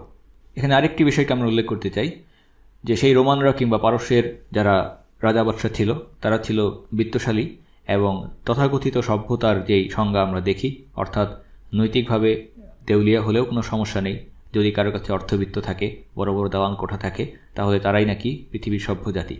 এই ধরনের সংজ্ঞায় রোমান কিংবা পারস্য জাতি তারা খুবই বড় সভ্যতা ছিল এবং মুসলিমরা ছিল খুবই দরিদ্র এবং দুর্বল একটি জাতি সেই সময় পর্যন্ত, যখনও কিনা বিজয় অভিযানের সূচনা ঘটেনি। পরবর্তীতে যখন আল্লাহ সুবহানাহু ওয়া তাআলা বিজয় দান করেছেন মুসলিমদেরকে, তখন মুসলিমদের মধ্যে প্রাচুর্য এবং সচ্ছলতা চলে এসেছে, কিন্তু বিলাসিতাকে মুসলিমরা কখনোই গ্রহণ করেননি। বিলাসিতাকে তারা সবসময় অপছন্দ করেছেন, কারণ সেটাই ছিল আল্লাহ রাসূল সাল্লাল্লাহু আলাইহি ওয়াসাল্লামের এবং সাহাবায়ে কেরামের আদর্শ। কাজেই তাদের সেই সমস্ত ধন দৌলতের কারণে তারা মুসলিমদের সম্পর্কে খুবই নিচু ধারণা পোষণ করত। তারা মনে করত যে মুসলিমদের যুদ্ধের একটাই কারণ, সেটা হচ্ছে তাদের সেই অঞ্চলের মরু রুক্ষ পরিবেশ, যেখানে কোনো ফল ফসলাদি উৎপন্ন হয় না, তাদের সারা বছর সেখানে দারিদ্র্য লেগেই থাকে, মানুষ খেতে পায় না, ভালো পোশাক তাদের নেই, আর বিপরীতে আমরা পৃথিবীর শ্রেষ্ঠ ধনী অঞ্চল, এ কারণেই তো মুসলিমরা আমাদের উপরে যুদ্ধ করার জন্য এসেছে। এটা ছিল তাদের একটি ধরে নেওয়া ধারণা, যেটাকে তারা বিশ্বাস করার চেষ্টা করত, কিন্তু বাস্তবে তারা নিজেরাও তাদের সেই তত্ত্বে পুরোপুরি সন্তুষ্ট হতে পারত না। যে কারণে বিভিন্ন যুদ্ধে পরাজয়ের পর কিংবা যুদ্ধের আগে কিভাবে মুসলিমরা একের পর এক যুদ্ধে বিজয় লাভ করছে, এটা তাদের কাছে একটি বিস্ময়কর বিষয় ছিল। কারণ সমশক্তি দুইটি রাষ্ট্র বা রাজত্ব কিংবা সভ্যতা, পারস্য এবং রোমান সভ্যতা, যারা কিনা শক্তিতে পরস্পরের সমতুল্য, তারাও একে অপরের বিরুদ্ধে শতাব্দী ধরে সেই শামের অঞ্চলে, ইরাকের অঞ্চলে যুদ্ধে লিপ্ত। তাদের সীমানা সেখানে প্রতিনিয়ত পরিবর্তিত হচ্ছিল, কখনো রোমানরা বিজয় লাভ করছে, কখনো পারস্য বিজয় লাভ করছে, কিন্তু কেউই কাউকে চূড়ান্তভাবে শেষ করে দিতে পারছিল না, চূড়ান্তভাবে কেউই কাউকে পরাজিত করতে পারছিল না। অপরদিকে একই সঙ্গে রোমান এবং পারস্য দুইটি সাম্রাজ্যকেই দুই হাতে ঠেলে দুই দিকে সরিয়ে দিচ্ছিল একেবারে দরিদ্র এই মুসলিমরা। কাজেই কি তাদের শক্তির উৎস, কি তাদের যুদ্ধের প্রেরণা, এটা তাদের কাছে একটি বিস্ময় ছিল। কেন মুসলিমরা প্রত্যেক স্থানে বিজয় লাভ করছে, এর কোনো গ্রহণযোগ্য জবাব তাদের কাছে ছিল না। বাস্তবে এই বিজয়ের কারণ ছিল আল্লাহর সাহায্য। খ্রিস্টান পুরোহিত বলল যে এই সমস্ত কারণেই তোমরা আমাদের উপরে বিজয় লাভ করো। যখন খালিদ বিন ওয়ালিদ বললেন, যতক্ষণ পর্যন্ত আমি আল্লাহর আদেশ নিষেধ মেনে চলব, ততক্ষণ পর্যন্ত লোকেরা আমাকে কমান্ডার হিসেবে মানবে। এবং আরেকটি ঘটনায় আমরা দেখতে পাই, একজন রোমান সেনাপতি সে একজন আরব খ্রিস্টানকে গোয়েন্দা হিসেবে নিযুক্ত করেছিল। যেহেতু সে একজন আরব বংশোদ্ভূত খ্রিস্টান, কাজে সে যদি মুসলিম বাহিনীর সঙ্গে মিশে যায়, তাকে দেখে পৃথক করার কোনো সুযোগ মুসলিমদের থাকবে না। তাকে স্পাই হিসেবে নিযুক্ত করে দেওয়া হলো এবং নির্দেশ দেওয়া হলো যে তুমি মুসলিমদেরকে দেখে আমার কাছে রিপোর্ট করবে, মুসলিমরা যুদ্ধের আগে কি করে, তাদের কি সেই বিশেষ প্রস্তুতি, কি সেই মানসিকতা, কেন তারা আমাদের উপরে প্রত্যেক স্থানে বিজয় লাভ করে। সে আরব খ্রিস্টান মুসলিম বাহিনীর সঙ্গে মিশে গেল এবং রাতের বেলায় সে মুসলিম ক্যাম্প পরিদর্শন করছিল। সেখানে মুসলিমরা ছিলেন সালাতরত অবস্থায়, আল্লাহর দরবারে তারা দোয়া করছেন, কান্নাকাটি করছেন। এই দৃশ্য দেখে সে রোমান কমান্ডারের কাছে রিপোর্ট করলো। সে বলল যে এই মুসলিমরা হচ্ছে রাতের বেলায় রুহবান এবং দিনের বেলায় ফুরসান। অর্থাৎ রাতের বেলায় তারা দরবেশের মতো, তারা রাত কাটিয়ে দেয় আল্লাহর ইবাদতে, এবং দিনের বেলায় তারা ফুরসান, অশ্বারোহী যোদ্ধা। এবং সে আরও বলল, এমনকি যদি তাদের শাসকের ছেলে শাসকের পুত্রও যদি চুরি করে, তাহলেও তারা শাস্তি প্রদান করতে দ্বিধাবোধ করে না, শাস্তিস্বরূপ তার হাত তারা কেটে ফেলে। এমনকি তাদের শাসকের পুত্রও যদি চুরি করে, অন্যায় করে, তার উপর শাস্তি কার্যকর করা হয়, চুরির শাস্তি হিসেবে তার হাত কেটে ফেলা হয়। যদি সে অবৈধ যৌন অপরাধে লিপ্ত হয়, তাহলে তাকে পাথর নিক্ষেপ করে হত্যা করা হয়। এভাবেই তারা তাদের মধ্যে ন্যায়কে প্রতিষ্ঠা করেছে। এই রিপোর্ট শোনার পর রোমান কমান্ডার মন্তব্য করে বলেছিল, তুমি যেটা বলেছ এটাই যদি সত্য হয়, তাহলে মাটির উপরে থাকা এই লোকেদেরকে মোকাবেলা করার থেকে মাটির নিচে চলে যাওয়াই আমার জন্য উত্তম। যেহেতু মুসলিমরা নিজেদের মধ্যে সত্য এবং ন্যায়কে প্রতিষ্ঠা করেছিল, তারা যুদ্ধ করছিল আল্লাহর দ্বীনের জন্য, ইসলামের জন্য, দাওয়াতের জন্য, এই সমস্ত কারণে আল্লাহ সুবহানাহু ওয়া তাআলা মুসলিমদেরকে বিজয় দান করছিলেন। যখন মুসলিম বাহিনীর মধ্যে থাকা এই উচ্চ নৈতিকতা, আল্লাহ ভীরুতা এবং তাদের মধ্যে ন্যায়ের প্রতিষ্ঠা, এমনকি শাসকের পুত্র চুরি করলেও তার উপর শাস্তি কার্যকর করা হবে, ব্যভিচার করলে তার উপর শাস্তি কার্যকর করা হবে, সে যত বড় ক্ষমতাশালী ব্যক্তিই হোক না কেন, তার উপর ন্যায়কে প্রতিষ্ঠা করা হবে, এই বিষয়ের বিপরীতে যখন সেই রোমানরা নিজেদের মধ্যে থাকা অন্যায়কে মিলিয়ে দেখছিল, তখন তারা বুঝতে পারল আসলে বিজয়ের মূল কারণ কোথায়। আল্লাহ সুবহানাহু ওয়া তাআলা তাদেরকে সাহায্য করেন যারা সত্য এবং ন্যায়ের পথে থাকে এবং সেই পথে যারা যুদ্ধ করে, লড়াই করে। কাজেই সেই রোমান সেনাপতি সে বলেছিল, আমি মনে করি যে আমার জন্য এই অবস্থায় মাটির উপরে থাকার থেকে মাটির নিচে থাকাই ভালো, কারণ যিনি আমাদের প্রভু, তিনি আমাদের বিরুদ্ধে তাদেরকে সাহায্য করবেন। একই রকমভাবে সেই খ্রিস্টান পুরোহিতের মুখ ফুটে বের হয়ে এসেছিল, যে কারণে তোমরা আমাদের উপরে বিজয় লাভ করো। যাই হোক, এরপরে সে দেন দরবার করতে শুরু করলো এবং মুসলিমদেরকে রাজি খুশি করিয়ে সেই অঞ্চল থেকে তাড়িয়ে দিতে চেষ্টা করলো। সে বলল যে তোমরা এমন এক ভূমির বিরুদ্ধে যুদ্ধ করতে এসেছো যাদের বিরুদ্ধে, শামের রোমানদের বিরুদ্ধে কখনো কেউ যুদ্ধ করতে সাহস করে না। পারস্য সাম্রাজ্য তারা চেষ্টা করেছে একাধিকবার, বহুবার, কিন্তু তারা পরাজিত হয়েছে, ব্যর্থ হয়েছে। যদিও তোমরা কিছু যুদ্ধে হয়তো বিজয় লাভ করেছো, কিন্তু এটা মনে করো না এই বিজয় তোমাদের চিরস্থায়ী হবে, বরং এটা সাময়িক, অস্থায়ী। কাজেই আমি তোমাদের জন্য একটি প্রস্তাব পেশ করছি, যেটা আমাদের সেনাপতি ওয়ারদান তোমাদের জন্য পাঠিয়েছে। সেই প্রস্তাব হচ্ছে, তোমরা যদি তোমাদের বাহিনীকে প্রত্যাহার করে ফেরত যাও, তাহলে আমরা তোমাদেরকে উপহার হিসেবে, উপঢৌকন হিসেবে তোমাদের প্রত্যেক সৈনিকের জন্য একটি পাগড়ি, এক সেট জামা এবং অর্থ দিনার প্রদান করব।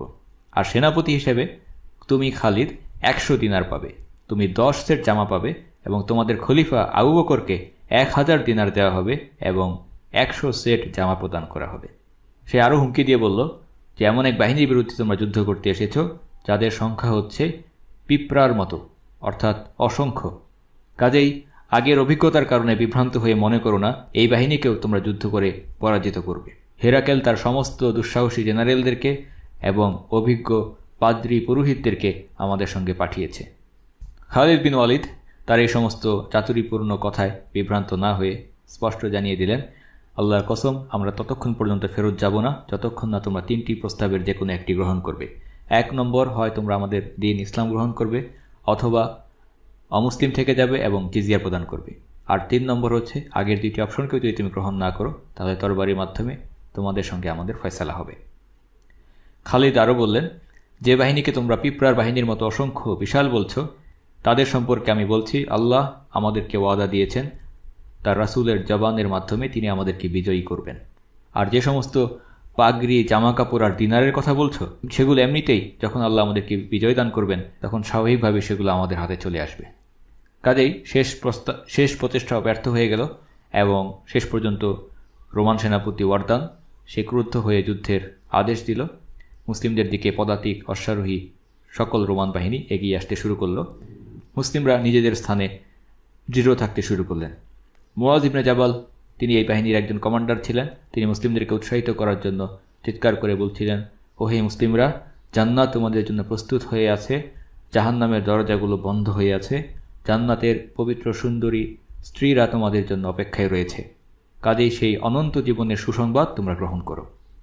প্রাথমিক যুদ্ধ সংঘর্ষ শুরু হয়ে যায় এবং দুই পক্ষেই বেশ উল্লেখযোগ্য পরিমাণ ক্ষয়ক্ষতি হয়।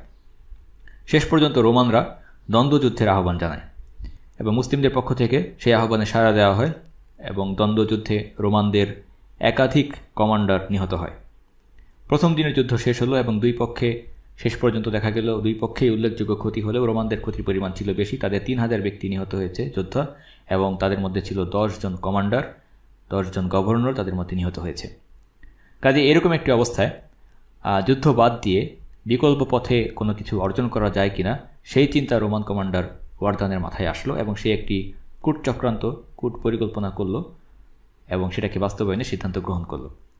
ওয়ারদান তার সঙ্গী সাথীদের সঙ্গে পরামর্শ করে সিদ্ধান্ত নিল যে খালিদ বিন ওয়ালিদকে সে ডেকে আনবে এবং আলোচনার নাম করে ডেকে আনার পর আগে থেকে কিছু রোমান সৈনিকদেরকে সে নির্ধারিত স্থানে লুকিয়ে রাখবে, তাদেরকে ব্যবহার করে সে খালিদকে হত্যা করবে। সেই অনুসারে সে প্রস্তুতি গ্রহণ করল।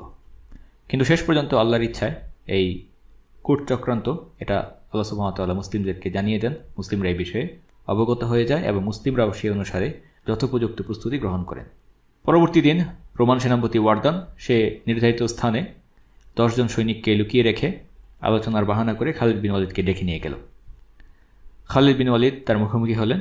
খালিদ জানতে চাইলেন যে বলো, তোমার কি বলার আছে। রোমান সেনাপতি ওয়ারদান বলল যে দেখো, আমরা তোমাদের অবস্থা সম্পর্কে জানি। তোমরা এসেছো মরু এলাকা থেকে, যেখানে খরা, বৃষ্টি হয় না, মানুষ না খেয়ে মারা যায়। কাজেই তোমাদের যদি সম্পদের দরকার হয় আমরা তোমাদেরকে উদার হস্তে দান করব, কোনো কৃপণতা করব না। রোমান সেনাপতির এই ধরনের কথার পর খালিদ বিন ওয়ালিদ তিনি খুবই রাগান্বিত হয়ে যান, ক্ষেপে যান। কারণ স্বাভাবিকভাবে রোমানদের আরবদের প্রতি এবং মুসলিমদের প্রতি এক ধরনের তুচ্ছ-তাচ্ছিল্য মনোভাব তাদের মধ্যে ছিল এবং তারা মুসলিমদেরকে তাদের সেই নিজেদের আদর্শেই মাপার চেষ্টা করত। তারা যেভাবে রাজত্বের জন্য, সম্পদের জন্য যুদ্ধ করে, তারাও ধরে নিত যে এই মুসলিমরা তারাও এসেছে এই ধরনের কোনো কিছু পাওয়ার জন্য, দুনিয়াবী উদ্দেশ্যে। খালিদ বিন ওয়ালিদ তিনি খুবই রেগে গেলেন এবং কঠোর জবাব প্রদান করলেন। তিনি বললেন, আল্লাহ আমাদেরকে তোমাদের দয়া দাক্ষিণ্য থেকে, তোমাদের ভিক্ষা থেকে মুক্ত রেখেছেন এবং তোমাদের সম্পদ এমনিতেই আমাদের হাতে চলে আসবে। আল্লাহ সেগুলোকে আমাদের জন্য হালাল করে দিয়েছেন, বৈধ করে দিয়েছেন। আর যদি তুমি কালেমার সাক্ষ্য দান করো তুমি আমাদের ভাই হয়ে যাবে, অন্যথায় জিজিয়া অথবা তরবারির মাধ্যমে আমাদের সঙ্গে তোমাদের ফয়সালা হবে। আলোচনা ছিল মূলত একটি বাহানা। খালিদের কঠোর জবাব লাভ করার পর ওয়ারদান তার সেই কূট পরিকল্পনা বাস্তবায়নের জন্য তার লুকিয়ে রাখা সেই লোকেদের উপরে ভরসা করে সে খালিদের উপর ঝাঁপিয়ে পড়ে। খালিদ বিন ওয়ালিদকে সে মাটিতে জাপটে ধরে এবং খালিদ বিন ওয়ালিদও তাকে পাল্টা আঘাতে মাটিতে ধরাশায়ী করে ফেলেন। ওয়ারদান চিৎকার করে লুকিয়ে থাকা রোমান সৈনিকদেরকে সাহায্যের জন্য ডাকতে শুরু করে এবং বলতে শুরু করে, দ্রুত দৌড়িয়ে আসো, ক্রসের আশীর্বাদ করে আমি বলছি, আমি আরব কমান্ডারকে বন্দী করেছি। ঐতিহাসিক দলিলগুলো থেকে দেখা যায় যে রোমানরা তারা মুসলিমদেরকে মুসলিম না বলে অন্যান্য নামে অভিহিত করত। তারা মুসলিমদেরকে বলতো আরব, বেদুইন, হেগারিন বা হাজরের সন্তান, ইসমাইলাইটস বা ইসমাইলি, এই ধরনের অপমানসূচক শব্দ তারা ব্যবহার করত মুসলিমদেরকে খাটো করার জন্য। এইভাবে চিৎকার করে ওয়ারদান বলছিল, আমি আরব কমান্ডারকে বন্দী করেছি, তোমরা দ্রুত দৌড়িয়ে আসো, তাকে হত্যা করো। ওয়ারদান দেখল যে তার চিৎকার শুনে লুকিয়ে থাকা রোমান সৈনিকেরা দ্রুত তার দিকে ছুটে আসছে, যেভাবে ঈগল শিকারের জন্য কোনো কিছুর উপরে ছুটে আসতে থাকে এবং তাদের পরনে ছিল রোমানদের পোশাক, যুদ্ধের পোশাক। ওয়ারদানের মন খুশিতে ভরে উঠল, কারণ সে ভাবল যে তার পরিকল্পনা বাস্তবায়িত হবে। তার পরিকল্পনা অনুসারে খালিদ বিন ওয়ালিদকে সে হত্যা করবে। কিন্তু তার ভুল ভাঙতে বেশি সময় লাগলো না, তার আনন্দ মিলিয়ে যেতে বেশি দেরি হলো না। ওয়ারদান যা দেখল যেন সে তার নিজের চোখকে বিশ্বাস করতে পারছিল না, কারণ সেই বাহিনী যখন কাছে চলে আসলো, ওয়ারদান দেখল যারা ছুটে আসছে তাদের পরনে রোমান সৈনিকদের পোশাক হলেও তারা রোমান নয়, বরং তারা মুসলিম। এবং তাদের সামনে যিনি আছেন তিনি হচ্ছেন দিরার ইবনে আজওয়ার, সেই আতঙ্ক সৃষ্টিকারী খালি গায়ে লড়াই করা মুসলিম বীর যোদ্ধা। তিনি সিংহের মতো কবিতা পড়তে পড়তে সেই দিকে ছুটে আসছেন। খালিদ বিন ওয়ালিদ ওয়ারদানকে বললেন, তোমার মৃত্যু চলে এসেছে। পেছনের ঘটনা যা ঘটেছিল সেটা হচ্ছে যে মুসলিমরা যখন রোমানদের কূট পরিকল্পনা আগেই জেনে গিয়েছিলেন, তখন তারা পৃথক বাহিনী পাঠিয়ে দিয়ে সেই লুকিয়ে থাকা রোমান সৈনিকদেরকে হত্যা করেন এবং তাদের পোশাকে সজ্জিত হয়ে, রোমান পোশাকে সজ্জিত হয়ে শেষ পর্যন্ত তারা খালিদ বিন ওয়ালিদের সাহায্যে এগিয়ে আসেন। খালিদ বিন ওয়ালিদ ওয়ারদানকে কোরআনের আয়াত শুনিয়ে দিলেন। খালিদ বিন ওয়ালিদ বললেন, ওয়াল্লাহু খায়রুল মাকিরিন, আল্লাহ হচ্ছেন সর্বোত্তম পরিকল্পনাকারী। শেষ পর্যন্ত ওয়ারদানকে হত্যা করা হলো এবং ওয়ারদানের ছিন্ন মস্তক, রোমান কমান্ডারের ছিন্ন মস্তক তরবারির মাথায় ঝুলিয়ে মুসলিমরা রোমান সৈনিকদের দিকে ঘোড়া ছুটিয়ে দিলেন।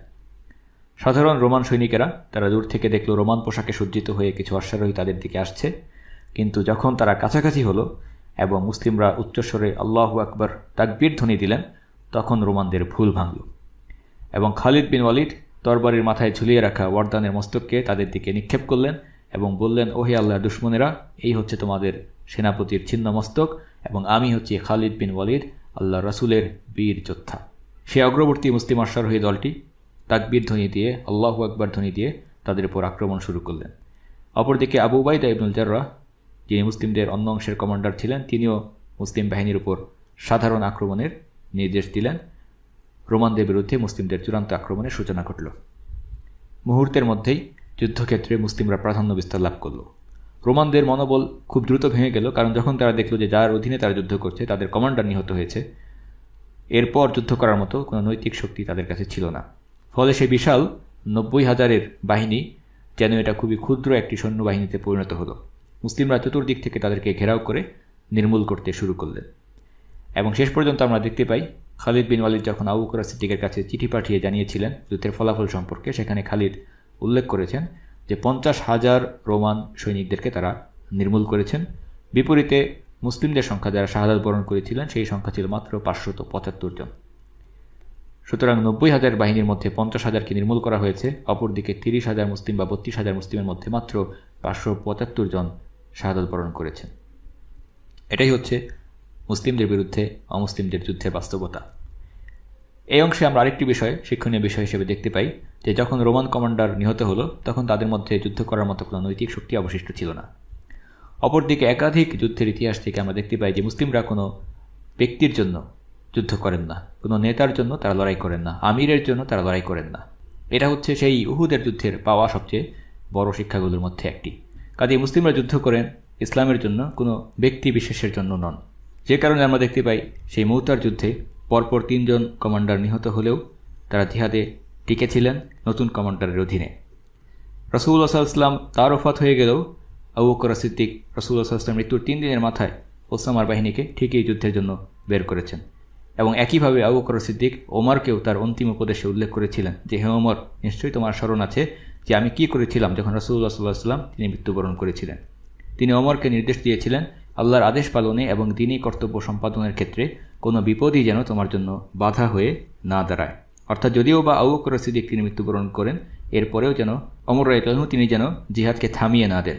কাজেই এভাবে শেষ পর্যন্ত মুসলিমরা শামের জমিনে প্রথম বড় আকারের যুদ্ধ, সিদ্ধান্তকর যুদ্ধ, সেখানে মহান বিজয় অর্জন করলেন। দ্বিতীয় যুদ্ধ ইয়ারমুকের যুদ্ধ সম্পর্কে ইনশাআল্লাহ তাআলা আমরা আগামী পর্বে আলোচনা করব। আমরা আলোচনার একেবারে শেষ অংশে চলে এসেছি। আলোচনা শেষ করার আগে আমরা আমাদের শ্রোতাদের সামনে আবারও 2টি প্রশ্নকে সামনে রেখে আলোচনা শেষ করতে চাই। যে ঘটনাগুলো আমরা শুনছি সেগুলো মুসলিমদের ঘটনা, ঐতিহাসিক ঘটনা, সাহাবী এবং তাবেঈদের ঘটনা। যুদ্ধের এই ঘটনাগুলো নিঃসন্দেহে খুবই রোমাঞ্চকর, কিন্তু এই আলোচনাগুলো থেকে আমাদের পাওয়ার কি আছে, আমাদের শিক্ষণীয় কি আছে, সেটাই হচ্ছে মূল বিষয়। নিছক মজা বা বিনোদন লাভ করার জন্য যদি আমরা এগুলো শুনি, খুব বেশি উপকার আমরা লাভ করতে পারবো না। প্রত্যেক আমল এটা নির্ভর করে নিয়তের উপরে। কাজেই নিজেদেরকে প্রশ্ন করা উচিত যে মুসলিম হিসেবে আমাদের এখান থেকে পাওয়ার কি আছে।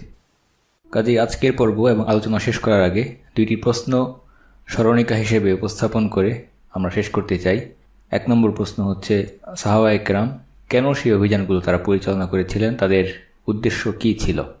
এবং দ্বিতীয় প্রশ্ন হচ্ছে, সামরিক শক্তির বিচারে অনেক অনেক দুর্বল হয়েও কিভাবে তারা সেই সময়ের পরাশক্তি রোমান এবং পারস্য সাম্রাজ্যকে প্রত্যেকটি স্থানে পরাজিত করে যাচ্ছিলেন?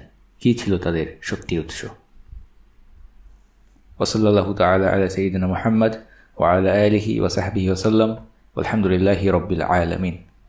زمن جميل كان فيه سمونا كانت به أمجادنا تتوالى كانت عزائم أمتي خفاقة والله أكبر في السماء تتعالى والله أكبر في السماء تتعالى والله أكبر في السماء تتعالى أمجادنا تاريخنا وسلامنا إسلامنا ملأ الوجود جمالا فاسأل خيول العز حين تسابقت ترنو السلام فتوجت أبطالا زمن جميل كان فيه سمونا كانت به أمجادنا تتوالى। রেইনড্রপস মিডিয়ার অন্যান্য প্রজেক্ট সম্পর্কে জানতে ভিজিট করুন আমাদের ওয়েবসাইট www.raindrops.media, আমাদের ফেসবুক পেজ facebook.com/raindropsmedia এবং আমাদের ইউটিউব চ্যানেল youtube.com/raindropsmediaorg2015।